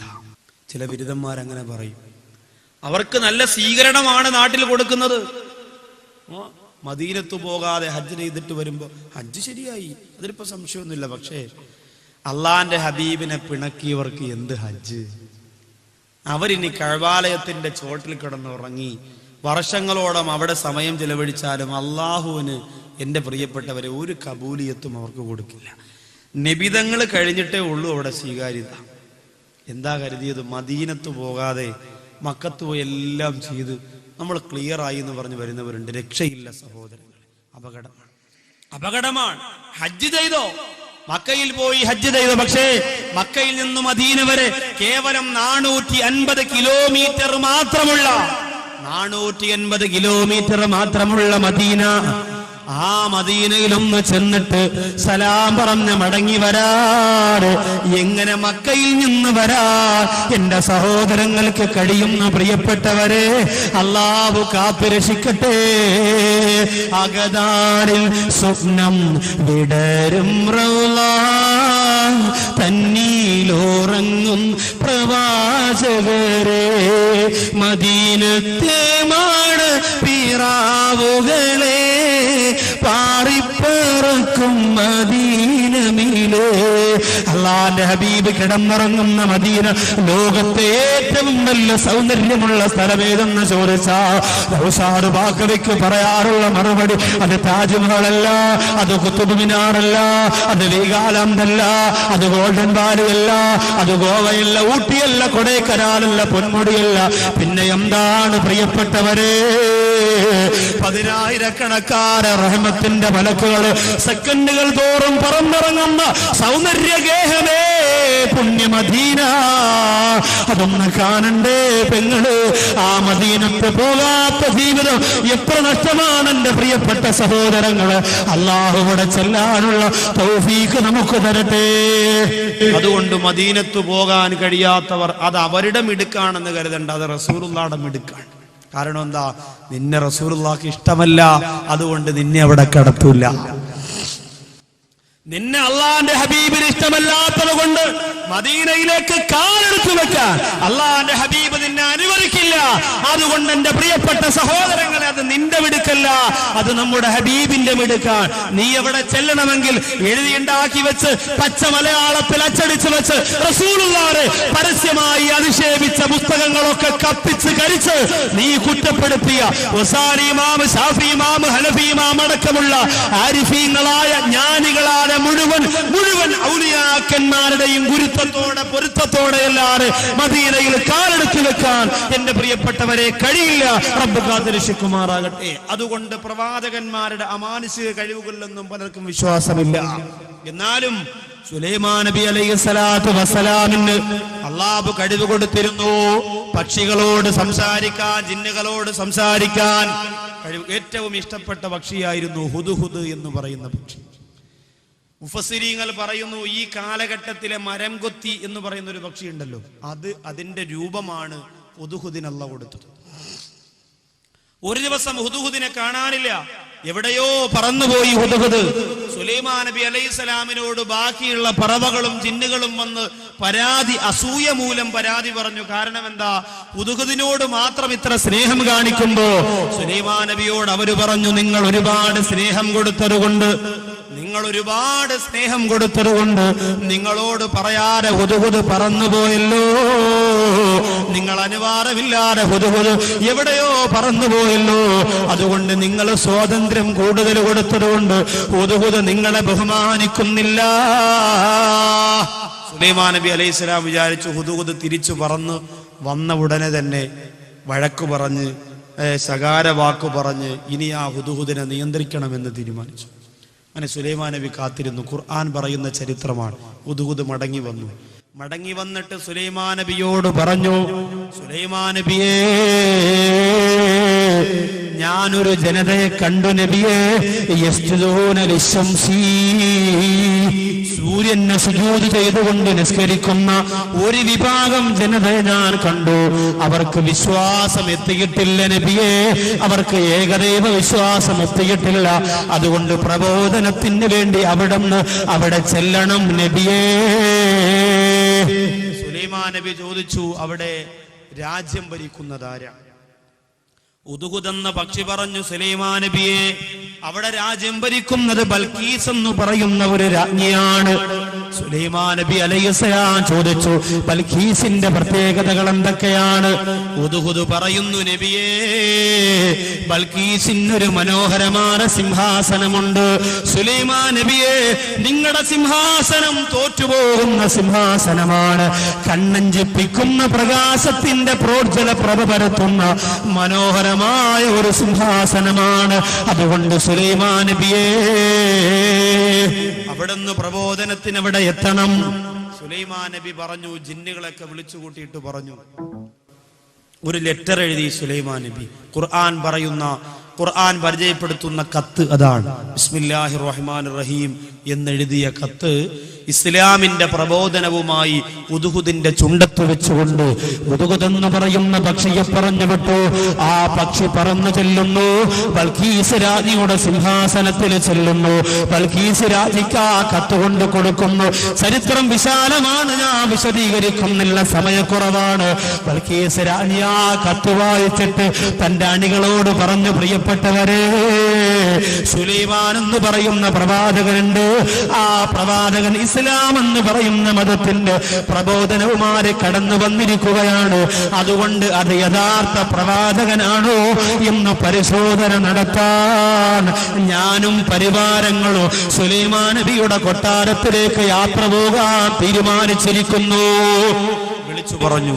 അങ്ങനെ സുലൈമാൻ നബിയുടെ കൊട്ടാരത്തിലേക്ക് വരാൻ ബൽഖീസ് രാജ്ഞി തീരുമാനിച്ചു. എവിടെ യാത്ര പോയാലും ഈ സിംഹാസനം 7 അറകൾക്കുള്ളിലിട്ട് താഴുകൊണ്ട് പൂട്ടിയിട്ടാണ് പോകുന്നത്. കാരണം വിലപിടിപ്പുള്ള സിംഹാസനമാണ്. സുലൈമാൻ നബിയോട് ഹുദൂദ് വന്ന് പറഞ്ഞു, ബൽഖീസ് രാജ്ഞിയും പരിവാരങ്ങളും ഇപ്പൊ വരും. സുലൈമാൻ നബി തന്റെ അണികളെയൊക്കെ വിളിച്ചുകൂട്ടി, ജിന്നുകളെയൊക്കെ വിളിച്ചുകൂട്ടിയിട്ട് പറഞ്ഞു, നിങ്ങളിലാരാണ് എത്രയും പെട്ടെന്ന് അദൃശ്യമായ പടച്ചറപ്പ് തന്ന കഴിവുകൊണ്ട് ബൽഖീസ് രാജ്ഞിയുടെ സിംഹാസനം, ആ സിംഹാസനം ഇവിടെ കൊണ്ടുവരുന്നതാരാണ്? വഖാല ഇഫ്രീത്തും മിനൽ ജിന്ന്, ജിന്നിൽപ്പെട്ട ഇഫ്രീത്ത് പറഞ്ഞ നബിയേ, അനാതീക ബിഹി ഖബല അൻ തഖൂമ മിൻ മഖാമിക, നബിയെ അവിടുന്ന് ഇരിക്കുന്ന സിംഹാസനത്തിൽ നിന്ന് ഇരുന്നിട്ട് എഴുന്നേൽക്കുന്നതിന് മുമ്പ് കൊണ്ടുതരാം. അത്ര പെട്ടെന്ന്, മൈലുകൾക്കപ്പുറമാണ്, എത്ര ദൂരമെന്നറിയോ? ജിന്നുകളല്ലേ, കഴിവുണ്ടല്ലോ. അപ്പോ അവിടുന്ന് ഇരിക്കുന്ന സിംഹാസനത്തിൽ നിന്ന് എഴുന്നേറ്റിട്ട് ഇരിക്കുന്നതിന് മുമ്പ് അത്ര പെട്ടെന്ന് ഞാനത് കൊണ്ടുതരാമെന്ന് പറഞ്ഞപ്പോ സുലൈമാൻ നബി അലൈഹിസ്സലാം പറഞ്ഞു, പോരാ, അതിനേക്കാൾ വേഗത്തിൽ കൊണ്ടുവരണം. അത്ര പെട്ടെന്ന് പോരാ, ഇതിനേക്കാൾ വേഗത്തിൽ കൊണ്ടുവരണം. ഇത് പറഞ്ഞപ്പോൾ വഖാലല്ലദീ ഇന്നഹു ഇൽമും മിനൽ കിതാബ് അനാതീക ബിഹി ഖബല അൻ യർതദ്ദ തുർഫുക ഇലൈക, നബിയെ ഞാൻ കൊണ്ടുതരാം, അങ്ങ് കണ്ണടച്ചു തുറക്കണതിന് മുമ്പ് കൊണ്ടുതരാം. ഒരു മനുഷ്യൻ പറഞ്ഞു, ജിന്നല്ല, ജിന്ന് പറഞ്ഞത് ഇരുന്നിട്ട് എണീക്കണതിന് മുമ്പ് കൊണ്ടുതരാം. അതിനേക്കാൾ വേഗത്തിൽ വേണമെന്ന് പറഞ്ഞപ്പോൾ മനുഷ്യൻ പറഞ്ഞു, കണ്ണടച്ചു തുറക്കണതിന് മുമ്പ് കൊണ്ടുതരാം. ഞാനിതൊരു സദസ്സിൽ പറഞ്ഞിട്ട് എൻ്റെ മുമ്പിലിരിക്കുന്ന കുഞ്ഞു മക്കളോട് ചോദിച്ചു, കണ്ണടച്ചു തുറക്കുന്നതിന് മുമ്പ് എങ്ങനെ സുലൈമാൻ നബിക്ക് ആ ബൽഖീസ് രാജ്ഞിയുടെ സിംഹാസനം കൊണ്ടു കൊടുക്കും? ഒരു മോൻ പറഞ്ഞു, സുലൈമാൻ നബി കണ്ണടച്ചിട്ട് തുറന്നത് ഒരാഴ്ച കഴിഞ്ഞിട്ടാണ്. അപ്പൊ അത്രയും സമയം ഉണ്ടല്ലോ, കുഞ്ഞുമക്കളോട് ചോദ്യം ചോദിക്കാതിരിക്കില്ല എന്ന് വേദം. മിടുക്കന്മാരെ എല്ലാം നല്ല മറുപടിയാ. അള്ളാഹുവേ, എന്തൊരു മെമ്മറി എന്നറിയാം നമ്മുടെ മക്കൾക്കൊക്കെ. അല്ല നിലനിർത്തട്ടെ. എൻ്റെ മോനെ ഹാഫിളാക്കണം എന്ന് പറഞ്ഞു കൊണ്ട് കിടക്കാണല്ലോ. ഞാൻ പ്ലേ സ്കൂളിൽ കൊണ്ടുവന്നാക്കി വാത് കഴിഞ്ഞ് വീട്ടിൽ പോയപ്പോൾ സൈക്കിളിൻ്റെ വണ്ടിയിൽ പടം ഞാനടിച്ചാതാങ്ക മാട്ടെ, 4 മാസം തൂങ്ങ മാട്ടെ, മൂഞ്ചിപ്പാല് വീട്ടിൽ പോയി സേര മാട്ടെ. എന്നോട് പറയാം, മൂഞ്ചിപ്പാല് വീട്ടിൽ പോയി സേര മാട്ടെ. ഞാൻ പറഞ്ഞു, മോനെ ഇത് എവിടെ നിന്നാടാ പഠിച്ചത്? നീ ഇങ്ങനെ ഈ ശൈലി ഇല്ലായിരുന്നല്ലോ, എനിക്ക് ഇതിനെ ഹാഫിളാക്കാനുള്ളതല്ലേ, ഇതെനിക്ക് നഴ്സറിയിൽ നിന്ന് എൻ്റെ സുരേഷ് പഠിപ്പിച്ചു തന്നാന്ന് പറഞ്ഞു. നഴ്സറിന്ന് പഠി ഒരു പ്രാവശ്യം കേട്ടേ ഉള്ളൂ, അത് പഠിച്ചു വെച്ചു. നമ്മുടെ മക്കൾ അങ്ങനെ ഈ തൃക്കോമല എന്ന് പറഞ്ഞ സ്ഥലമുണ്ട്, അവിടെ വാതിന് പോയപ്പോൾ എൻ്റെ കൂടെ ഒരു സ്കെൽറ്റ് ഒരു പയ്യൻ കൂടി ഉണ്ടായിരുന്നു. അപ്പോൾ അവിടെ ഉസ്താദിൻ്റെ അടുത്ത് താമസിച്ചു 2 ദിവസം. ഉസ്താദ് അവിടെ തറസൊക്കെ ഉണ്ട്, നല്ല തറസൊക്കെ ഉണ്ട്. ഉസ്താദിന് 2 മക്കളായി, ഇരട്ട, ഹസനും ഹുസൈനും. ഉസ്താദുമാരുടെ മക്കളാണ്, പറയാതിരിക്കല വേല. എന്തൊരു വേലത്തരങ്ങളാണ് ഉസ്താദുമാർക്ക്. അല്ല കൊടുക്കണം മക്കൾക്ക് ഇച്ചിരി വികൃതി കൂടുതല. എൻ്റെ മക്കളുണ്ടല്ലോ, ഞാൻ റൂമിനകത്തിട്ട് അടച്ച് പൂട്ടിയിട്ട് ഇറങ്ങി വന്നാലും താക്കോല് ഞാൻ ആപ്പാന്ന് പറഞ്ഞ് വെളിയിൽ വന്നിരിക്കും, അങ്ങനത്തെ മക്കളാണ്. അപ്പൊ തൃക്കോമലയിൽ ഇങ്ങനെ വാതിന് പോയപ്പോ ഉസ്താദിന്റെ ഇരട്ട മക്കൾ എന്തൊരു വികൃതിയാന്നറിയോ? മഹദി സാഹിബിനെ ഹൗലി പിടിച്ച് തള്ളിക്കൊടുത്തു, ഒരു ദിവസം ഒന്നു കൊടുത്തുകൊണ്ടിരുന്നപ്പോ അങ്ങനെ ഭയങ്കര ശല്യമാണ്. അവസാനം അവര് പറഞ്ഞു, ഉസ്താദിന്റെ കൂടെ നമ്മളും പോവാണ്. അപ്പൊ ഉസ്താദ് പറഞ്ഞു, വെറുതെ നിങ്ങൾ ഇവിടെ ഇരിക്കേണ്ട, ഒരു ദിവസം മൂഡ് ഓഫ് അല്ലേ, അപ്പൊ ഇച്ചിരി കറങ്ങാനൊക്കെ പോവാം. ഇവിടെ ഇച്ചിരി കാടും മലയൊക്കെ ഉണ്ട്, നല്ല വനമാണ് തൃക്കോമല, റാന്നി സ്ഥലത്തൊക്കെ നല്ല ശുദ്ധമായ വായുവൊക്കെ ഉണ്ടൊന്ന് പോയി കണ്ടിട്ടൊക്കെ വരാം. നിങ്ങൾക്ക് അവിടെയൊക്കെ പോയി കണ്ടൊരു പാട്ടൊക്കെ എഴുതി വൈകുന്നേരം പാടുകയും ചെയ്യാം. അങ്ങനെ ഞാൻ പറഞ്ഞു, എന്തായാലും പോവാം. അങ്ങനെ അവിടുത്തെ മുത്തഅല്ലിമീങ്ങളും അതുപോലെ തന്നെ ഉസ്താദിന്റെ 2 മക്കളും അവരുടെ വന്നു. അപ്പൊ ഇങ്ങനെ വരി എങ്ങനെ പോവാണ് നമ്മളിങ്ങനെ നബിദിനെ ജാഥ പോണ പോലെ ഇങ്ങനെ പോകുമ്പോൾ ഫ്രണ്ടിലേ പോയ എൻ്റെ കൂടെ വന്നൊരു സ്കെൽറ്റ് പയ്യൻ അവരിങ്ങനെ രസത്തിന് വേണ്ടി. അപ്പോൾ ഉസ്താദിന്റെ 2 മക്കൾ ഏറ്റവും പുറകിൽ നിന്ന് വരികയാണ്, ഏറ്റവും പുറകിൽ. കാരണം പുറകിൽ നിന്ന് വരുമ്പോൾ അവർ കാണിക്കുന്ന വേലയൊന്നും ആരും കാണൂലല്ലോ. അത് പറിച്ച് തിന്ന് ഇത് പറിച്ച് കല്ല് പറക്കി എറിഞ്ഞ് വെള്ളത്തിൽ കല്ലെറിഞ്ഞ് ഇങ്ങനെ വരികയാണ്. ഭയങ്കര വികൃതിയാണ്. അങ്ങനെ ഫ്രണ്ടിലേ പോയ എൻ്റെ കൂടെ വന്ന സഹോദരൻ വെറുതെ എൻ്റെ രസത്തിന് തമാശയ്ക്ക് വിളിച്ചു പറഞ്ഞു, ലക്ഷം ലക്ഷം പിന്നാലെ എന്ന് വിളിച്ചു. അപ്പൊ ഈ പുറകെ 2 മക്കൾ ലക്ഷണം കെട്ടവൻ മുന്നാലെ. അതുകൊണ്ട് അതിനുശേഷം പിന്നെ ആ സഹോദരൻ വരുന്നത് വരെ ഒന്നും മിണ്ടിയില്ല. ഉസ്താദിന്റെ മക്കളെ വലിയ ബഹുമാനമായിരുന്നു. കാരണം നമ്മൾ ആലോചിച്ച്, അതുകൊണ്ട് മക്കൾക്ക് ചോദ്യം ചോദിക്കാൻ പറ്റൂല, വലിയ മിടുക്കിലുള്ള മറുപടി ആയിരിക്കും തിരിച്ചിങ്ങോട്ട് കിട്ടുക. ഒരു ഉസ്താദ് ചോദിച്ചില്ലേ സ്വർഗത്തിൽ പോകാൻ ആഗ്രഹമുള്ളവർ എണീക്കാൻ പറഞ്ഞു, എല്ലാവരും എണീച്ചു. ഒരു കുഞ്ഞു മാത്രം കസേരയിൽ ഉറങ്ങിപ്പോയി. അപ്പോൾ ആൾക്കാർ പറഞ്ഞു, എടാ മതപ്രസംഗം കേൾക്കാൻ വന്നിട്ട് ഇവന് നരകത്തിൽ പോകാനാണോ ആഗ്രഹം? ഇങ്ങനെ അത്ഭുതപ്പെട്ടില്ല. ഉടനെ ഉസ്താദ് ചോദിച്ചു, നരകത്തിൽ പോകാൻ ആഗ്രഹമുള്ളവർ എണീക്കാൻ പറഞ്ഞു. അപ്പൊ എഴുന്നേക്കാൻ പറഞ്ഞത് മാത്രമേ അവൻ കേട്ടുള്ളൂ. അവൻ ചാടിയും എഴുന്നേറ്റ് എല്ലാവരും ഇരിക്കുകയും ചെയ്തു. അല്ല, നരകത്തിൽ പോകാൻ ആഗ്രഹം ഉണ്ടെങ്കിൽ എണീക്കാൻ പറഞ്ഞപ്പോൾ അവന് എഴുന്നേറ്റു. അപ്പൊ അബദ്ധം മനസ്സിലായവന് അവൻ നേരെ സ്റ്റേജിൽ വന്നിട്ട് ഉസ്താദിനോട് പറഞ്ഞു. ഉസ്താദ് ചോദിച്ചു, നീ നരകത്തിൽ പോകാൻ എന്തുകൊണ്ട് ആഗ്രഹിക്കുന്നു? മൈക്കിലൂടെ പറയും. ഇത്രയും ജനങ്ങൾ വാത് കേൾക്കാൻ വന്നിട്ട് നിനക്കും അത്ര എന്തെങ്കിലും നരകത്തിൽ പോകാൻ ആഗ്രഹം? അവൻ എഴുന്നേറ്റ് പറയാ, ജനങ്ങളെ, ഞാൻ നരകത്തിൽ പോകാൻ ആഗ്രഹിച്ചത് വേറൊന്നും കൊണ്ടല്ല. നരകത്തിൽ പോകാൻ ആഗ്രഹമുള്ളവർ എണീക്കാൻ പറഞ്ഞപ്പോൾ ഞാൻ നോക്കിയപ്പോൾ ഉസ്താദ് മാത്രമേ ഉള്ളൂ, ഒറ്റയ്ക്കേ ഉള്ളൂ. അതുകൊണ്ട് ഞാനും കൂടെ കമ്പനിക്ക് എണീച്ചതാണ്. കാരണം ഇത്രയും വാത് പറഞ്ഞു തന്ന ഉസ്താദ് ഒറ്റയ്ക്ക് നരകത്തിൽ പോകുമ്പോൾ പാവമല്ലേ? നമ്മുടെ നാട്ടിൽ വന്നിട്ട് ഞാനൊരു സഹായത്തിന് കൂടെ പോയി പാവമല്ലേ? അങ്ങനെ എഴുന്നേറ്റ് ഇപ്പൊ ആര് കുടുങ്ങി? ഉസ്താദ് കുടുങ്ങി. അപ്പൊ അതുകൊണ്ട് മക്കളോട് ഞാൻ ഏതായാലും ചോദിക്കുന്നില്ല. സുലൈമാൻ നബിയോട് പറഞ്ഞു, കണ്ണടച്ചു തുറക്കുന്നതിന് മുമ്പ് കൊണ്ടുതരാം. സുലൈമാൻ നബി അലൈഹിസ്സലാത്തു വസ്സലാം പറഞ്ഞു, എന്നാൽ അതൊന്ന് കാണട്ടെ. ആസിഫുബ്നു ബർഖിയ എന്ന് പറയുന്ന മനുഷ്യനാണെന്ന് റാസി ഇമാം പറയുന്നു. ആ മനുഷ്യനാരായിരുന്നു? കണ്ണടച്ചു തുറക്കുന്നതിന് മുമ്പ് സിംഹാസനം കൊണ്ട് തരാമെന്ന് പറഞ്ഞ മനുഷ്യനാരാണ്? ആസിഫുബ്നു ബർഖിയ. സുലൈമാൻ നബി അലൈഹിസ്സലാം കണ്ണടച്ചു തുറന്നപ്പോ സുബ്ഹാനല്ലാഹ്, കണ്ണഞ്ചിപ്പോകുന്ന പ്രകാശത്തിന്റെ പ്രോജ്വല പ്രഭയുള്ള ബൽക്കീസ് രാജ്ഞിയുടെ സിംഹാസനമതാ തന്റെ കൊട്ടാരത്തിലെത്തിയിരിക്കുന്നു. അല്ലാഹു അക്ബർ. സുലൈമാൻ നബിയുടെ കണ്ണ് നിറഞ്ഞു. സുലൈമാൻ നബി അലൈഹിസ്സലാം ആസിഫുബ്നു ബർഖിയാനെ വിളിച്ചിട്ട് ചോദിക്കുന്നു, ഇതെങ്ങനെ കഴിഞ്ഞു മോനെ? നിനക്കിതെങ്ങനെ സാധിച്ചു മോനെ? ആസിഫുബ്നു ബർഖിയ സുലൈമാൻ നബി അലൈഹിസ്സലാത്തു വസ്സലാമിനോട് പറയുന്നു, നബിയേ, എന്റെ ജീവിതത്തിൽ ഒരു ദിക്റുണ്ടല്ലോ, ആ ദിക്ർ ഞാൻ ചൊല്ലി രാവും പകലും ചൊല്ല്, പകലും രാത്രിയും ചൊല്ല്, ഊണിലും ഉറക്കത്തിലും ചൊല്ല്. ആ ദിക്റിനോട് എനിക്ക് വല്ലാത്ത മഹബത്ത് തോന്നി. ഇന്ന് ആ ദിക്ർ ചൊല്ലിയിട്ട് ഞാൻ എന്ത് ചോദിച്ചാലും അള്ളാഹു എനിക്ക് തരും നബിയേ. ഇന്നാ ദിക്ർ ഞാൻ ചൊല്ലിയിട്ട് എന്ത് ചോദിച്ചാലും എനിക്കെന്റെ പടച്ചറബ് തരും നബിയേ. ആസിഫുബ്നു ബർഖിയ പറഞ്ഞു കൊടുത്ത ദിക്ർ എന്റെ ഈ സദസ്സിലുള്ളവരോട് ഞാൻ പറഞ്ഞു തരികയാണ്. മറക്കല്ല ഉമ്മ, മറക്കല്ല പെങ്ങളെ. ഇന്ന് നൗസാദ് ബാഖവി ബാധ കഴിഞ്ഞ് ഇവിടുന്ന് തിരിച്ച് യാത്ര ചോദിച്ച് നിങ്ങളോട് ദുആ കഴിഞ്ഞ് പിരിയുമ്പോ നിങ്ങളുടെ ജീവിതത്തില് നാളെ മുതൽ ഈ ദിക്ർ നിങ്ങൾ ഒരു ദിവസം 100 പ്രാവശ്യമെങ്കിലും ചൊല്ലണം കേട്ടോ. മാത്രമല്ല അല്ലാഹുവിന്റെ റഹ്മത്തിന്റെ മാലാഖമാര് പറന്നിറങ്ങുന്ന മഴത്തുള്ളികളെ പോലെ പെയ്തിറങ്ങുന്ന ഈ അനുഗ്രഹീതമായ രാത്രിയില്ലേ, ഈ സ്വർഗത്തിന്റെ മജ്‌ലിസില്ലേ, ആ ദിക്ർ നമ്മൾ ഒരുമിച്ചിരുന്ന് ചൊല്ലിയിട്ടാണ് ഇന്ന് ദുആ ചെയ്യാൻ പോകുന്നത്. പ്രിയപ്പെട്ടവരെ, ആ ദിക്ർ ഒരുമിച്ചിരുന്ന് നമ്മളൊന്ന് ചൊല്ലുകയാണ്, എന്നിട്ട് സ്വലാത്ത് ചൊല്ലുകയാണ്, എന്നിട്ട് നിറകണ്ണുകളോട് ദുആരക്കുകയാണ്. അല്ലാഹു നമ്മുടെ ദുആ സ്വീകരിക്കട്ടെ. എന്റെ സഹോദരിമാരെ, ഏതാണ് ആ ദിക്ർ എന്ന് പറയുന്നതിന് മുമ്പ് എന്റെ പ്രിയപ്പെട്ടവരോട് പറയുന്നു, ആ ദിക്ർ ഇഖ്ലാസോടുകൂടി ചെല്ലാനുള്ളതാണ്. എങ്ങനെയെങ്കിലും ചെല്ലാനുള്ളതല്ല, ഇഖ്ലാസോടുകൂടി ചെല്ലിയാൽ എല്ലാ അമലിനും പ്രതിഫലം കൂടുതലാണ്. ചെറിയ കാര്യം മതി, പക്ഷേ ചെയ്യുന്നതിൽ ഇഖ്ലാസ് ഉണ്ടെങ്കിൽ നിന്റെ അമല് കൊണ്ട് അല്ലാഹുവിന് വലിയ ഇഷ്ടമാണ്. ഇപ്പൊ യാസീൻ ഓതാത്ത വീടില്ല, നമ്മുടെയൊക്കെ നാടുകളിൽ മാരിബ് കഴിയുമ്പോൾ യാസീൻ ഓതാ സഹോദരിമാരതാ ഇങ്ങനെ തലയൊക്കെ മറച്ച് മാരിബ് നിസ്കാരം കഴിഞ്ഞ് കിബിലയിലേക്ക് കാല് നീട്ടിയായിരിക്കുന്നത്. കിബിലയുടെ നേരെ കാല് നീട്ടാൻ പാടില്ല.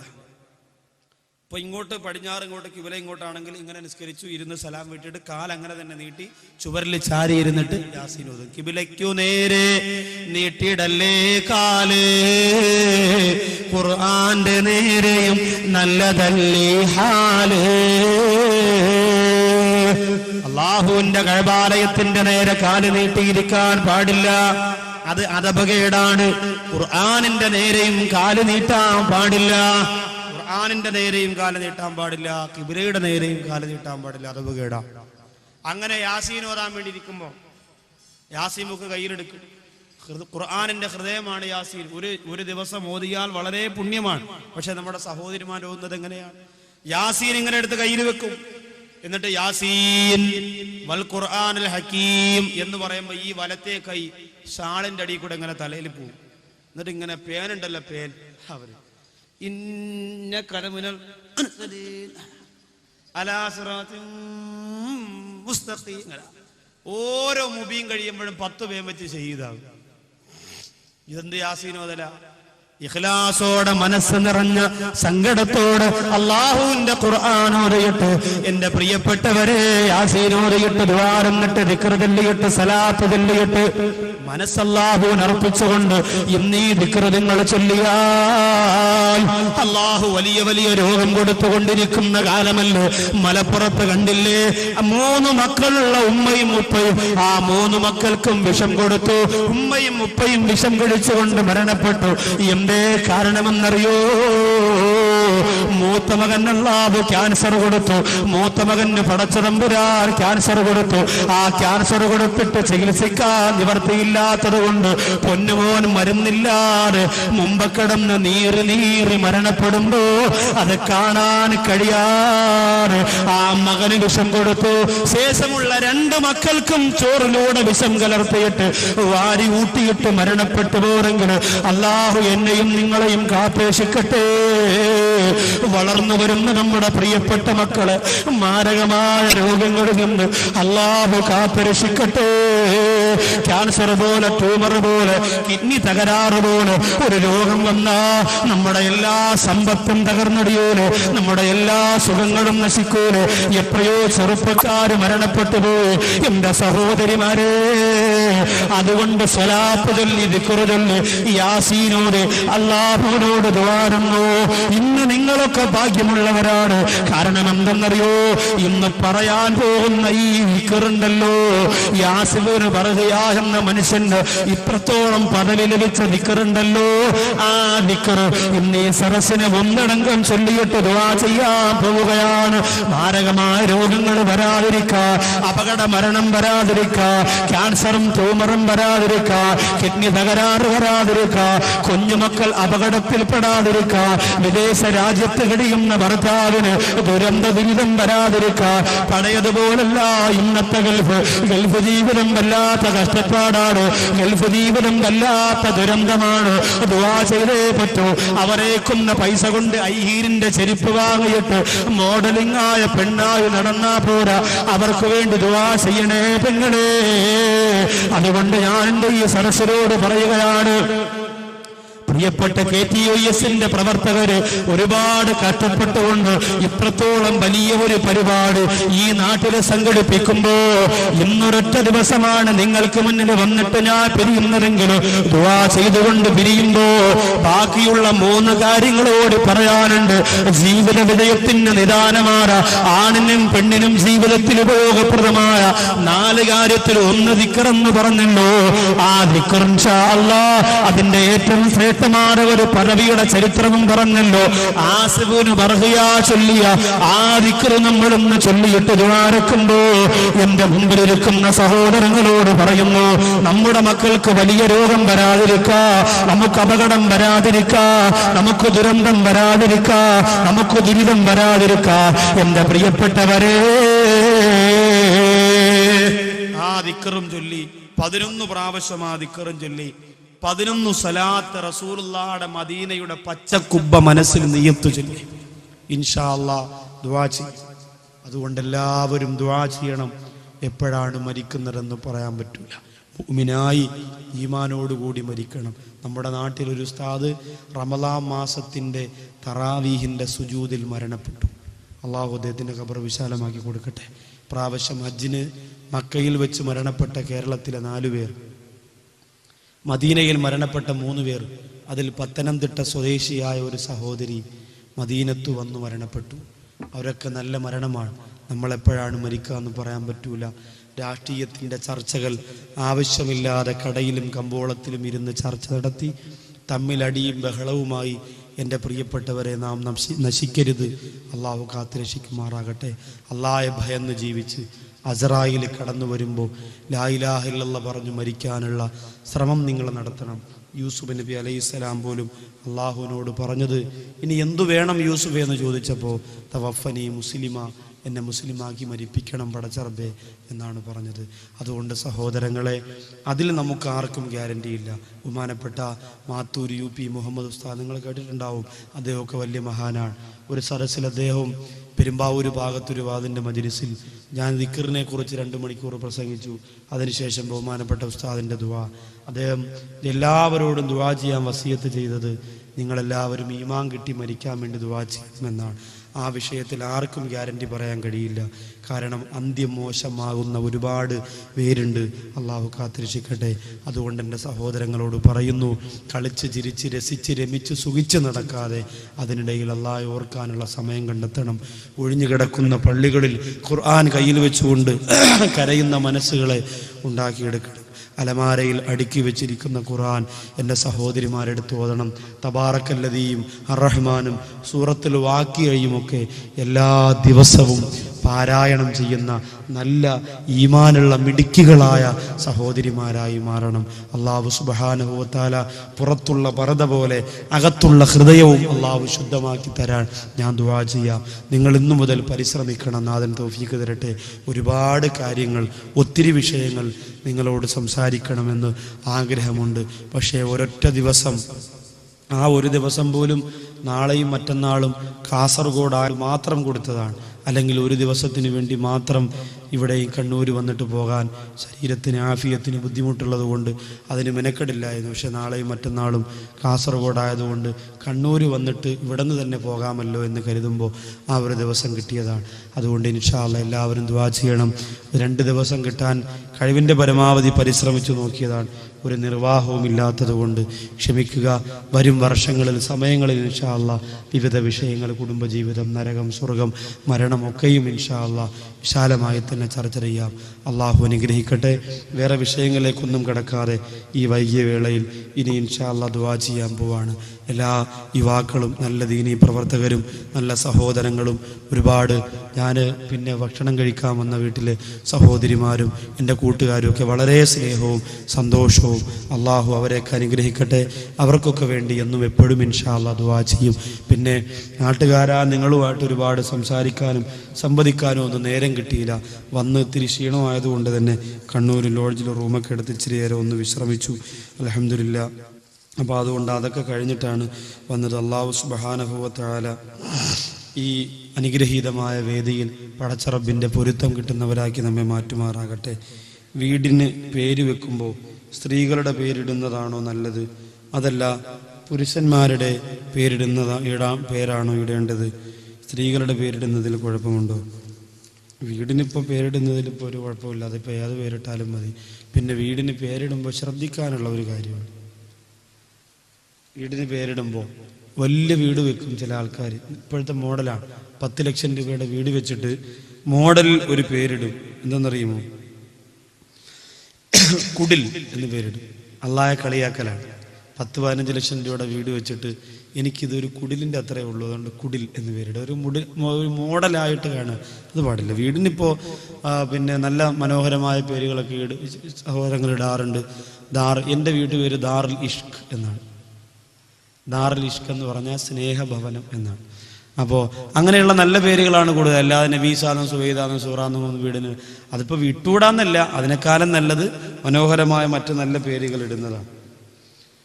സ്വർണം പണയം വെക്കാൻ കൊടുത്താൽ ഹറാമിൻ്റെ കുറ്റം കിട്ടുമോ? തീർച്ചയായിട്ടും കിട്ടും. അതിലൊരു സംശയമില്ല. അത് കഴിവിൻ്റെ പരമാവധി എല്ലാവരും ഇന്ന് സ്വർണം പണയം വയ്ക്കാത്ത കുടുംബമില്ല, ശ്രദ്ധിക്കണം. പിന്നെ എൻ്റെ ഷമീലിനെ പോലെയുള്ള എൻ്റെ കൂട്ടുകാരോട് പറയാനുള്ളത്, അൽഹംദുലില്ലാഹ് പലിശരഹിത വായ്പാ പദ്ധതി നമ്മുടെ ഈ നാട്ടിൽ അതിനിങ്ങനെ നടന്നാൽ പറ്റൂല. ആകെ 2-3 പയ്യന്മാർ മാത്രമേ ഉണ്ട്, ബാക്കിയുള്ളവർ അവർക്ക് തോന്നിയതുപോലെ വാത് വെക്കുമ്പോൾ ഇച്ചിരി വന്നിരിക്കും അങ്ങ് അങ്ങനെ പോയാൽ പറ്റും. നമ്മളെല്ലാവരോടും ഒരുമിച്ച് നിന്നാൽ നടക്കും. എല്ലാം 2-3 പയ്യന്മാരെ ഏൽപ്പിക്കാതെ നമ്മുടെ നാട്ടിലുള്ള കുറച്ച് കാരണവന്മാരൊക്കെ ഒരുമിച്ച് ഉസ്താദുമാരൊക്കെ വിളിച്ചു കൂട്ടി പാവപ്പെട്ടവർക്ക് ഇങ്ങനെ പലിശയിൽ കുടുങ്ങിപ്പോകാതെ അവർക്ക് സഹായം കൊടുത്തിട്ട് കടമായി കൊടുത്ത് കടം തന്നെ ആ പൈസ മാത്രം മടക്കി വാങ്ങുന്ന പലിശയില്ലാത്ത ഒരവസ്ഥ അത് തുടങ്ങണം. ഹറാം എന്തായാലും ഹറാമ് തന്നെയാണ്. അതിപ്പോൾ പാവപ്പെട്ടവർ പണക്കാരെന്നുള്ള വ്യത്യാസമില്ല, പണയം ഹറാമ് തന്നെയാണ്, ശ്രദ്ധിക്കണം. ഇൽമു പഠിക്കാൻ ഇൽമിൻ്റെ സദസ്സിൽ ഭർത്താവിനെ സമ്മതമില്ലാതെ ഒരു ഭാര്യയ്ക്ക് പോകാൻ പറ്റുമോ? നിർബന്ധമായ ഇൽമു പഠിക്കേണ്ട മജ്ലിസിലാണെങ്കിൽ ഭർത്താവിൻ്റെ സമ്മതമില്ലാതെ പോകാം. അതായത് നിസ്കാരം, പിന്നെ ഉളുവിൻ്റെ ഫർള്, കുളിയുടെ ഫർള്, ഇങ്ങനെയുള്ള നിങ്ങൾക്കറിഞ്ഞുകൂടാത്ത കാര്യം പഠിക്കുന്ന വേദിയിലാണെങ്കിൽ ഭർത്താവിൻ്റെ സമ്മതമില്ലാതെ പോകൽ നിർബന്ധം കൂടിയാണ്. കാരണം എന്തെന്നറിയോ, ഇത് പഠിച്ചില്ലെങ്കിൽ പിന്നെ മുസ്ലിമാന്ന് പറഞ്ഞിട്ട് കാര്യമില്ല. ആ വിഷയത്തിൽ പോവാം. പിന്നെ അതിലാ പൊക്കിക്കൂടാത്തത് വെറുതെയുള്ള കുറേ കാര്യങ്ങളുണ്ട്. ഇപ്പോൾ ഒരു കല്യാണം, അല്ലെങ്കിൽ വെറുതെ ഒരു ഗാനമേള, ഒരു ഉത്സവം, ഒരു അങ്ങനെയുള്ള മോശമായ മജ്ലിസ്, അവിടെ പോകുമ്പോൾ ഭർത്താവിൻ്റെ സമ്മതം വേണം. വാങ്ങിച്ചുകൊണ്ട് പോകൽ ഹലാലെന്നല്ല, അവിടെ പോകാൻ പാടില്ല. അപ്പം അങ്ങനെയുള്ള കാര്യത്തിന് വേണ്ടി ഇറങ്ങുമ്പോൾ ഭർത്താവിൻ്റെ സമ്മതമായി. ഇപ്പോൾ ഖുർആൻ പഠനവേദി, ഭർത്താക്കന്മാർ ഒരുപാട് പേരും ഈ വിഷയത്തിൽ ചില സഹോദരിമാർ ഇത് പറഞ്ഞുകൊണ്ടാണ് രക്ഷപ്പെടുക. സുന്നത്ത് നോമ്പ് പിടിക്കുന്നതിന് പോലും ഭർത്താവിൻ്റെ അനുവാദം വേണമെന്ന് പറഞ്ഞതുകൊണ്ട് ചിലപ്പോൾ ഈ വിഷയത്തിൽ എൻ്റെ സഹോദരിമാർ ഇടപിടിക്കാറുണ്ട്. അള്ളാഹു കാത്തിരക്ഷിക്കട്ടെ. പിന്നെ സ്ത്രീകൾ പള്ളിയിലേക്ക് പോകുന്ന ഒരവസ്ഥ ഈ ഭാഗത്ത് ഉണ്ടാവില്ല എന്ന് ഞാൻ വിശ്വസിക്കുകയാണ്. അള്ളാഹു കാത്തിരക്ഷിക്കട്ടെ. അപ്പോൾ അങ്ങനെയുള്ള അവസ്ഥകൾ ഉണ്ടാവാൻ പാടില്ല. ഇൽമിൻ്റെ വേദികളിൽ ഭർത്താവിനോടൊരു ഭാര്യ സമ്മതം ചോദിച്ചാൽ ഭർത്താവ് സമ്മതം കൊടുക്കണം. ഭർത്താവ് വന്നില്ലെങ്കിൽ ഭാര്യയെ തൻ്റെ കൂടപ്പിറപ്പിൻ്റെ കൂടെ പറഞ്ഞു വിടണം. ഒറ്റയ്ക്ക് യാത്ര ചെയ്യാൻ, ഇൽമിൻ്റെ വിഷയത്തിലാണെങ്കിലും ബാക്കി ഏത് കാര്യത്തിലാണെങ്കിലും അന്യപുരുഷന്മാർ മാത്രമുള്ളവരുടെ കൂടെ യാത്ര ചെയ്യൽ ഹറാമാണ്. സ്ത്രീകൾ അത് ശ്രദ്ധിക്കണം. വിവാഹബന്ധം ഹറാമായ ഭർത്താവോ അങ്ങനെയുള്ള ആരെങ്കിലും കൂടെയുണ്ടെങ്കിൽ മാത്രമേ ഇൽമിൻ്റെ വിഷയത്തിലാണെങ്കിലും ദൂരയാത്ര പാടുള്ളൂ. ഭർത്താവ് അക്രമിയും മദ്യപാനിയുമാണ്, അങ്ങനെയുള്ള ഭർത്താവിനെ ഭാര്യ അനുസരിക്കണമോ? ഭർത്താവിൻ്റെ അക്രമങ്ങളിലും ബുദ്ധിമുട്ടിലും സഹിച്ച് ജീവിക്കുന്ന ഒരു ഭാര്യയ്ക്ക് അള്ളാഹു കൊടുക്കുന്ന പ്രതിഫലം ആസിയ ബീവി റളിയല്ലാഹു അൻഹയ്ക്ക് അള്ളാഹു കൊടുക്കുന്ന പ്രതിഫലമാണ്. ഭർത്താവ് ബുദ്ധിമുട്ടിക്കുന്നു, പ്രയാസപ്പെടുന്നു, അടിക്കുന്നു, ഇടിക്കുന്നു, പക്ഷെ ഇതൊന്നും ഭാര്യ പുറത്തു പറയാതെ, വീട്ടിലൊന്നും പറയാതെ ക്ഷമിച്ച് ഭാര്യ ഇബാദത്തൊക്കെ ചെയ്യുന്നു, കണ്ണീരോടെ ദുആ ചെയ്യുന്നു. അങ്ങനെ ജീവിക്കുന്ന ഒരു പെണ്ണിന് അള്ളാഹു കൊടുക്കുന്നത് ആസിയ ബീവി റളിയല്ലാഹു അൻഹയ്ക്ക് അള്ളാഹു കൊടുക്കുന്ന പ്രതിഫലമാണ്. പക്ഷേ ഹറാമായ കാര്യത്തിൽ ഭർത്താവ് നിർബന്ധിച്ചാൽ ആ കൽപ്പന അനുസരിക്കാൻ ഭാര്യയ്ക്ക് പാടില്ല. നിസ്കരിക്കണ്ട, നീ ളുഹർ നിസ്കരിക്കണ്ട, എൻ്റെ കൂടെ വരണം എന്ന് പറഞ്ഞാൽ ആ കൽപ്പന അനുസരിക്കാത്തതിൻ്റെ പേരിൽ അള്ളാഹു ആ പെണ്ണിനെ ശിക്ഷിക്കുകയില്ല. ഭർത്താവ് തെറ്റുകാരനാണെങ്കിലും കുറ്റക്കാരനാണെങ്കിലും ഭർത്താവിൻ്റെ കാര്യങ്ങൾ നോക്കൽ ഭാര്യയ്ക്ക് നിർബന്ധമാണ്. ഭാര്യ ആയതുകൊണ്ട് തന്നെ ഭർത്താവ് ശരിയായി വരാൻ നിസ്കരിച്ചു ദുആ ചെയ്യണം. ഹറാമായ കാര്യത്തിൽ ഭർത്താവ് നിർബന്ധിച്ചാൽ ആ കൽപ്പന ഭർത്താവിൻ്റെ ഭാഗത്ത് നിന്ന് ഭാര്യ അനുസരിക്കൽ നിർബന്ധമില്ല. ഒരു സ്ത്രീക്ക് ഏറ്റവും അടുത്ത് കടപ്പാടുള്ളത് ആരോടാണ്? അവളുടെ ഉപ്പ, ഉമ്മ, ഭർത്താവ്, ഇവരിൽ ആരോടാണ്? ഒരു സ്ത്രീക്ക് ഏറ്റവും കൂടുതൽ കടപ്പാട് അവളുടെ ഭർത്താവിനോട്. വിവാഹത്തിന് മുമ്പ് തൻ്റെ ഉമ്മയോടും ഉപ്പയോടും, ആദ്യം ഉമ്മ പിന്നെ ഉപ്പ, വിവാഹത്തിന് മുമ്പ്. വിവാഹം കഴിഞ്ഞാൽ അവിടെ നമ്പർ മാറുകയാണ്. ആദ്യം ഭർത്താവ്, പിന്നെ ഉമ്മ, പിന്നെ ഭാര്യ, ഇങ്ങനെ വരുള്ളൂ. ആണുങ്ങളെ സംബന്ധിച്ച് അങ്ങനെയല്ല. ആണുങ്ങളെ സംബന്ധിച്ച് കല്യാണം കഴിഞ്ഞാൽ ആദ്യം ഭാര്യയല്ല, ആദ്യം ഉമ്മ തന്നെയാണ് എപ്പോഴും, പിന്നെ ഉപ്പ, പിന്നെ ഭാര്യ, അങ്ങനെ വരും. അപ്പോൾ ആ വിഷയത്തിൽ സ്ത്രീകൾ ഒരുപാട് ശ്രദ്ധിക്കണം. കല്യാണം കഴിഞ്ഞാൽ ആദ്യം ഭർത്താവ് തന്നെയാണ്. അള്ളാഹുവിൻ്റെ റസൂല് പറഞ്ഞത്, ഒരാൾക്ക് സുജൂദ് ചെയ്യാൻ ഞാൻ കൽപ്പിക്കുമായിരുന്നു എങ്കിൽ ഭാര്യ ഭർത്താവിന് ചെയ്യാൻ പറയുമായിരുന്നു. അങ്ങനെ ആയിരുന്നെങ്കിൽ കൊള്ളായിരുന്നു അല്ലേ? ഭർത്താക്കന്മാരിങ്ങനെ രാവിലെ ഭാര്യമാർ എഴുന്നേറ്റ് ഉടനെ ഒളുവൊക്കെ എടുത്ത് മച്ച ഇക്കാഹു അക്ബർ അക്ബർ ഇങ്ങനെ കരിക്കുക ഒളു എടുത്ത് ഇങ്ങനെ വരുമ്പോൾ. അപ്പോൾ എൻ്റെ സഹോദരിമാർ ആ വിഷയം ശ്രദ്ധിക്കണം. ഭാര്യമാര് ഏറ്റവും കൂടുതൽ ഇന്ന് ഭർത്താക്കന്മാരെ അവഗണിക്കുന്ന ഒരവസ്ഥയുണ്ട്. കുടുംബജീവിതം പറയുമ്പോൾ അതൊക്കെ ഇൻഷാ അള്ളാ ഇങ്ങനെയുള്ള സംശയങ്ങളൊക്കെ വളരെ ഹൈറാണ്. ഞാൻ തുണ്ട് കണ്ടപ്പോൾ ഞാൻ വിചാരിച്ച് മറ്റേ സംശയമായിരിക്കും, അള്ളാഹ് കാക്കട്ടെ. അങ്ങനെയുള്ള സംശയങ്ങൾ വരുന്നത് വളരെ ഹറാബാണ്. ഇങ്ങനെയുള്ള സംശയം കുഴപ്പമില്ല, ഇതൊക്കെ നല്ല മുഖ്ലിസീങ്ങളായവരുടെ സംശയമാണ്. ഇങ്ങനെയുള്ള സംശയം കുഴപ്പമില്ല. ഇന്ന് സാധാരണ സംശയം ഇതൊന്നും അല്ല. റസൂലുള്ളാഹിയുടെ വിയർപ്പിന് മണമുണ്ടോ, അങ്ങനെയൊക്കെയാണ് സംശയം. ഒരു ഉസ്താദ് പള്ളിയിൽ പ്രസംഗിച്ചു. നബി സല്ലല്ലാഹു അലൈഹി വസല്ലം ചന്ദ്രനെ രണ്ടായി പിളർത്തി, എന്നിട്ട് ഒട്ടിച്ചിട്ട് തിരിച്ച് കയറ്റി വിട്ടു. അപ്പോൾ ഒരാൾ വന്നിട്ട് ചോദിക്കുകയാണ്, ഉസ്താദ് അസറിന് ഇവിടെ കാണുമല്ലോ. ഉസ്താദ് പറഞ്ഞ് കാണും. ശരി, കാണാം. ഉസ്താദ് ചോദിച്ചാൽ എന്താ? കാണണോ? ഇങ്ങനെ പോയി. പാവപ്പെട്ട ഉസ്താദ് ചോദിച്ചു എന്താണോ എന്തോ പിരിച്ചു വിടാൻ പോകണം. അസറായപ്പോൾ വലിയൊരു കവറൊക്കെ ആയിട്ട് വരികയാണ്, കിറ്റൊക്കെ കൈ. ഉസ്താദ് ചോദിച്ചു എന്താ? ഇതൊരു ലാപ്ടോപ്പാണ് ഉസ്താദ്. ഉസ്താദ് പറഞ്ഞു അൽഹംദുലില്ലാഹ്, ഞാൻ എത്ര നാളുകൊണ്ട് ആഗ്രഹിക്കുക എൻ്റെ അതൊക്കെ ഇഷ്ടപ്പെട്ട് ജനങ്ങൾക്ക് സംഭാവന. ഇത് ഉസ്താദിന് എല്ലാം കൊണ്ടുവന്നല്ലേ. ഇത് ഉസ്താദിനോട് നോക്കിയേ, ലാപ്ടോപ്പ് നിവർത്തി വെച്ച് 2 സ്വിച്ചൊക്കെ കൊണ്ട് ഞെക്കി. ഇതാണ് ഉസ്താദ് ജുമൈക്ക് പറഞ്ഞ ചന്ദ്രൻ. ഉസ്താദ് വിചാരിച്ചു അല്ലാഹ്, ഇതാണ് ഉസ്താദ് ജുമൈക്ക് പറഞ്ഞ ചന്ദ്രൻ. ഇതിന്റെ പകുതി ഭാഗം ദുനിയാവിൽ വന്ന് വീണ് ഒട്ടിച്ച് എന്താ പറഞ്ഞ ഇതൊക്കെ നാടൻ ആൾക്കാരെ മുമ്പ് പറയാന്നല്ലാതെ ജോഗ്രഫിയും ഫിസിക്സും ബയോളജി ആയിട്ട് കിടക്കണം നമ്മുടെ അടുത്ത് നടക്കൂല മൊയിലാരെ. ഇത് നിങ്ങൾ കുറച്ച് മൊയിലാക്കന്മാർക്ക് മാത്രമേ പറ്റൂ. ഈ ചന്ദ്രന്റെ ഒരു ഭാഗം അടർന്ന് ദുനിയാവിന്റെ തൊലിക്ക് പുറത്ത് വീണാൽ, ഭൂമിയുടെ പുറത്ത് വീണാൽ കിലോമീറ്ററുകളോളം കരിഞ്ഞു പോകും. ഒരു ഇല പോലും പിന്നെ മുളയ്ക്കൂല. ഇതൊക്കെയാണ് ശാസ്ത്രം പറയുന്നത് പറഞ്ഞു. ഉസ്താദ് കുറെ ബെർണാഡ് ഷൈൻ, തോമസ് കാർലിൻ പറഞ്ഞു. ഉസ്താദ് അന്തം വിട്ടു. എന്നിട്ട് പറയാൻ ഉസ്താദ് പറഞ്ഞു, എടാ ഇത് കിതാബിലുള്ളതാന്ന് പറഞ്ഞ അലമാര തുറക്കാൻ പോയപ്പോൾ പറയാൻ, നിങ്ങൾ കുറെ മൗലിയാക്കന്മാർക്ക് കുറെ കിതാബുണ്ട്, ഇതെടുത്ത് നമ്മളെ ഇങ്ങനെ വരട്ടെ, ഇത് കാണുമ്പോൾ നമ്മൾ മേടിച്ച് എന്നെ കൊണ്ട് പറ്റൂല എന്ന് പറഞ്ഞ് ലാപ്ടോപ്പ് ഉടച്ച് ദേഷ്യം വന്ന് നിങ്ങൾ എന്തു പറഞ്ഞാലും വിശ്വസിക്കൂല. റസൂൽ അങ്ങനെ ചെയ്തിട്ടില്ല. നിനക്ക് വിശ്വസിക്കാൻ പറ്റാത്തത് കൊണ്ടാണ് അതിന് മുഅ്ജിസത്ത് എന്ന് പേര് നബി മുഹമ്മദ് മുസ്തഫ സല്ലല്ലാഹു അലൈഹി വസല്ലം തങ്ങളുടെ ജീവിതത്തിലൂടെ അള്ളാഹു കൊടുത്ത ആ കഴിവുകൾക്ക് മുഅ്ജിസത്ത് എന്ന് പറയുന്നത് അതുകൊണ്ടാണ്. ഇന്ന് പിന്നെ ഇവിടെ ആരായാലും എനിക്ക് ആ വിഷയത്തിൽ സന്തോഷം, അങ്ങനെയുള്ള സംശയങ്ങളൊന്നും വന്നില്ലല്ലോ.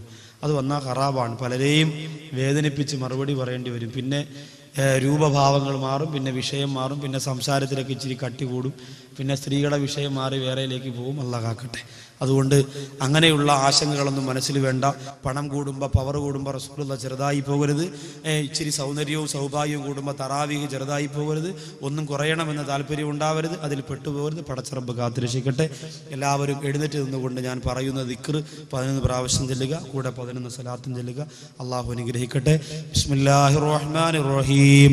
യാ ഹയ്യു യാ ഖയ്യൂം, യാ ഹയ്യു യാ ഖയ്യൂം, യാ ഹയ്യു യാ ഖയ്യൂം, യാ ഹയ്യു യാ ഖയ്യൂം, യാ ഹയ്യു യാ ഖയ്യൂം, യാ ഹയ്യു യാ ഖയ്യൂം, യാ ഹയ്യു യാ ഖയ്യൂം, യാ ഹയ്യു യാ ഖയ്യൂം, യാ ഹയ്യു യാ ഖയ്യൂം, യാ ഹയ്യു യാ ഖയ്യൂം, യാ ഹയ്യു യാ ഖയ്യൂം. സല്ലല്ലാഹു അലാ മുഹമ്മദ് സല്ലല്ലാഹു അലൈഹി വസല്ലം. സല്ലല്ലാഹു അലാ മുഹമ്മദ് സല്ലല്ലാഹു അലൈഹി വസല്ലം. സല്ലല്ലാഹു അലാ മുഹമ്മദ് സല്ലല്ലാഹു അലൈഹി വസല്ലം. സല്ലല്ലാഹു അലാ മുഹമ്മദ് സല്ലല്ലാഹു അലൈഹി വസല്ലം. സല്ലല്ലാഹു അലാ മുഹമ്മദ് സല്ലല്ലാഹു അലൈഹി വസല്ലം. സല്ലല്ലാഹു അലാ മുഹമ്മദ് സല്ലല്ലാഹു അലൈഹി വസല്ലം. സല്ലല്ലാഹു അലാ മുഹമ്മദ് സല്ലല്ലാഹു അലൈഹി വസല്ലം. സല്ലല്ലാഹു അലാ മുഹമ്മദ് സല്ലല്ലാഹു അലൈഹി വസല്ലം. സല്ലല്ലാഹു അലാ മുഹമ്മദ്. اللهم صل على محمد يا ربي صل عليه وسلم. الحمد لله رب العالمين. اللهم صل على سيدنا محمد وعلى آل سيدنا ومولانا محمد. അല്ലാഹുവേ റഹ്മാനായ സയ്യിദായ ഔദാര്യവാനായ പടച്ചവനെ, ഈ അനുഗ്രഹീതമായ മജ്‌ലിസിനെ നീ സ്വീകരിക്കണേ അല്ലാ. റഹ്മാനായ പടച്ചവനെ, ഞങ്ങൾ ചൊല്ലിയ ദിക്റിനെ നീ കബൂലാക്കണേ അല്ലാ. ഞങ്ങൾ ചൊല്ലിയ സ്വലാത്തുകളെ മദീനയുടെ മണവാളന്റെ ഗുണം കിട്ടുന്ന മജ്‌ലിസിലേക്ക് എത്തിക്കണേ അല്ലാ, എത്തിക്കണേ തമ്പുരാനെ. അല്ലാഹുവേ പടച്ചവനെ, ഈ മജ്‌ലിസിൽ 1111 രൂപ വീതം സദഖ ചെയ്ത ഒരുപാട് സഹോദരങ്ങൾ സഹോദരിമാരുണ്ട് റഹ്മാനെ. അവരെ നീ അനുഗ്രഹിക്കണേ തമ്പുരാനെ. എത്രയും പെട്ടെന്ന് ആ സദഖ ഈ മജ്‌ലിസിന് കൊടുക്കുവാനുള്ള തൗഫീഖ് നീ കൊടുക്കണേ അല്ലാ. അല്ലാഹുവേ അവരുടെ സമ്പത്ത് നീ അധികരിപ്പിച്ചു കൊടുക്കണേ റഹ്മാനെ. അവരുടെ എല്ലാ ബുദ്ധിമുട്ടുകളും പ്രയാസങ്ങളും വിഷമങ്ങളും സങ്കടങ്ങളും ഈ മജ്ലിസിന്റെ ഹക്ക് കൊണ്ട് മാറ്റണേ റഹ്മാനെ. എല്ലാ മജ്ലിസിലും ദുആ കിട്ടുന്നതിന് വേണ്ടി സ്വതക്ക ചെയ്തവരുണ്ട് അല്ലാഹ്. അവർക്ക് ഈ മജ്ലിസിന്റെ ദുആയുടെ ഇജാബത്ത് കൊടുക്കണേ അല്ലാഹ്. എല്ലാ മജ്ലിസിലും ദുആ ചെയ്യാൻ എനിക്ക് തൗഫീഖ് തരണേ റഹ്മാനെ. അല്ലാഹുവേ റഹ്മാനെ, ഒരുപാട് ദുആ വസിയത്ത് മനസ്സിലുള്ളവരുണ്ടല്ലാ, രോഗം മാറാൻ കൊതിക്കുന്നവരുണ്ടല്ലാ, മക്കളില്ലാത്തവരുണ്ട് റഹ്മാനെ, ഉള്ള മക്കൾക്ക് രോഗം കൊണ്ട് പ്രയാസപ്പെടുന്നവരുണ്ട് തമ്പുരാനെ. അല്ലാഹുവേ മജ്ലിസിന്റെ ഹക്ക് കൊണ്ടതെല്ലാം നീ മാറ്റി കൊടുക്കണേ അല്ലാഹ്. അപസ്മാര രോഗം തരല്ലേ അല്ലാഹ്, ക്യാൻസർ എന്ന മഹാമാരി തരല്ല തമ്പുരാനെ. അല്ലാഹുവേ കിഡ്നി തകരാറ് തരല്ല അല്ലാഹ്. മാരകമായ രോഗങ്ങൾ തന്ന് ഞങ്ങളെ പരീക്ഷിക്കല്ല റഹ്മാനെ. അല്ലാഹുവേ ഇവിടെ വാളു പറയാൻ ഏറ്റിരിക്കുന്ന എല്ലാ ഉസ്താദുമാരെയും നീ അനുഗ്രഹിക്കണേ അല്ലാഹ് റഹ്മാനെ. ആ വാദിന് വേണ്ടി വരുന്ന മുഴുവൻ ഉസ്താദുമാരുടെയും ഇൽമ നാഫിയാക്കണേ തമ്പുരാനെ. അല്ലാഹുവേ പടച്ചവനെ, ഞങ്ങളുടെ വാളു ഉപയോഗമുള്ളതാക്കണേ റഹ്മാനെ. മരിക്കുന്നത് വരെ സുന്നത്ത് ജമാഅത്തിന് വേണ്ടി ശബ്ദിക്കുവാനുള്ള തൗഫീഖ് ഞങ്ങൾക്ക് തരണേ റഹ്മാനെ. വഴിതേടി തരന്നിൽ നിന്ന് അല്ലാഹുവേ വഴിതെറ്റിപ്പോകുന്നതിൽ നിന്ന് ഞങ്ങളെ നീ കാത്തു രക്ഷിക്കണേ റഹ്മാനെ. എപ്പോഴാണ് മരിക്കുന്നതെന്ന് പറയാൻ കഴിയില്ല റഹ്മാനെ. ഈമാനോടെ ലാ ഇലാഹ ഇല്ലല്ലാഹ് എന്ന കലിമ ഉച്ചരിച്ചുകൊണ്ട് മരണപ്പെടാനുള്ള മഹാഭാഗ്യം ഞങ്ങൾക്ക് സമ്മാനമായി നൽകണേ അല്ലാഹ്. ഈമാനില്ലാതെ കാഫിറാക്കി ഞങ്ങളെ മരിപ്പിക്കല്ല തമ്പുരാനെ. അല്ലാഹുവേ പടച്ചവനെ, അസറായിൽ കടന്നു വരുമ്പോ ഈമാനില്ലാത്ത അവസ്ഥയിൽ പോകുന്ന ഒരു രംഗം ഞങ്ങൾക്ക് വരുത്തല്ല അല്ലാഹ്. അല്ലാഹുവേ ഞങ്ങളുടെ മക്കളെ നീ യതീമീങ്ങളാക്കി കളയല്ല റഹ്മാനെ. അല്ലാഹുവേ ഞങ്ങളില്ലെങ്കിൽ ഞങ്ങളുടെ മക്കളെങ്ങനെ ജീവിക്കും തമ്പുരാനെ. യതീമീങ്ങളാക്കി മാറ്റല്ലേ അല്ലാഹ് റഹ്മാനെ. ഞങ്ങളുടെ കുഞ്ഞുമക്കൾക്ക് അപകട മരണം കൊടുക്കല്ലേ അല്ലാഹ്. സ്കൂളിലേക്ക് പോകുന്ന മക്കളെ വൈകുന്നേരം മോർച്ചറിയിൽ പോയി കാണുന്ന ഗതികേട് ഞങ്ങൾക്ക് വരുത്തല്ല അല്ലാഹ്. അല്ലാഹുവേ റഹ്മാനാര പടച്ചവനെ, പോസ്റ്റ്മോർട്ടം ചെയ്യുന്ന അവസ്ഥയിൽ ഞങ്ങൾ ആരെയും മരിപ്പിക്കല്ല അല്ലാഹ്. ഒരുപാട് ദുരിതങ്ങൾ ഞങ്ങളുടെ നാട്ടിൽ നടന്നുകൊണ്ടിരിക്കുകയാണ് അല്ലാഹുവേ. കുളിപ്പിക്കാൻ കഴിയാതെ, നല്ലതുപോലെ കഫം പുതിയാൻ പോലും കഴിയാതെ പോസ്റ്റ്മോർട്ടം ചെയ്യുന്ന തരത്തിൽ ഞങ്ങളെ മരിപ്പിക്കല്ലേ പടച്ചവനെ. അല്ലാഹു ഈ വേദിയിലിരിക്കുന്ന ഉസ്താദുമാരെ മുഴുവനും അനുഗ്രഹിക്കണേ അല്ലാഹ്. ഈ സദസ്സിൽ വന്ന യുവ സുഹൃത്തുക്കളെ, ഉമ്മപെങ്ങന്മാരെ, സഹോദരിമാരെ അല്ലാഹുവേ നിന്റെ സ്വർഗത്തിലെത്തിക്കണേ അല്ലാഹ്. അവരുടെ എല്ലാ വിഷമങ്ങളും മാറ്റണേ അല്ലാഹ്. എല്ലാ സങ്കടങ്ങളും നീക്കണേ അല്ലാഹ്. ഈമാനില്ലാതെ മരിപ്പിക്കല്ല അല്ലാഹ്. സുഭിക്ഷമായ ഭക്ഷണം എനിക്കൊരുക്കി തന്ന വീട്ടുകാരെ അനുഗ്രഹിക്കണേ റഹ്മാനെ. ആ വീട്ടിൽ അല്ലാഹുവേ വിദേശ രാജ്യത്ത് ജോലിയുള്ളവരുണ്ട്. ആ ജോലിയിൽ ബറക്കത്ത് കൊടുക്കണേ അല്ലാഹ്. കഷ്ടപ്പാടും ദുഃഖവും മാറ്റി കൊടുക്കണേ അല്ലാഹ്. ആ വീട്ടിലെ സഹോദരിമാരെ, സഹോദരങ്ങളെ, കുഞ്ഞുമക്കളെ നീ അനുഗ്രഹിക്കണേ അല്ലാഹ്. അല്ലാഹുവേ പടച്ചവനെ, ഈ അതിനു വേണ്ടി എന്നെ വിളിച്ച എൻ്റെ പ്രിയപ്പെട്ട കൂട്ടുകാരെ അനുഗ്രഹിക്കണേ അല്ലാഹ്. അല്ലാഹു എനിക്ക് വേണ്ടി ഒരുപാട് അവർ കഷ്ടപ്പെടുകയാണ് അല്ലാഹുവേ. ഇവിടെ വന്നപ്പോ നൽകിയ സ്വീകരണത്തിനും തന്ന സന്തോഷത്തിനും തന്ന സമാധാനത്തിനും പകരമായി നിന്റെ സ്വർഗ്ഗലോകത്ത് പൊന്നാര നബി തങ്ങളുടെ കൂടെ ഇരിക്കാൻ അവർക്ക് ഞങ്ങൾക്കും തൗഫീഖ് തരണേ അല്ലാഹ്. അല്ലാഹുവേ ഈ ബന്ധം നിന്റെ ദീനിന്റെ പേരിലുള്ള ബന്ധമാക്കണേ പടച്ചവനെ.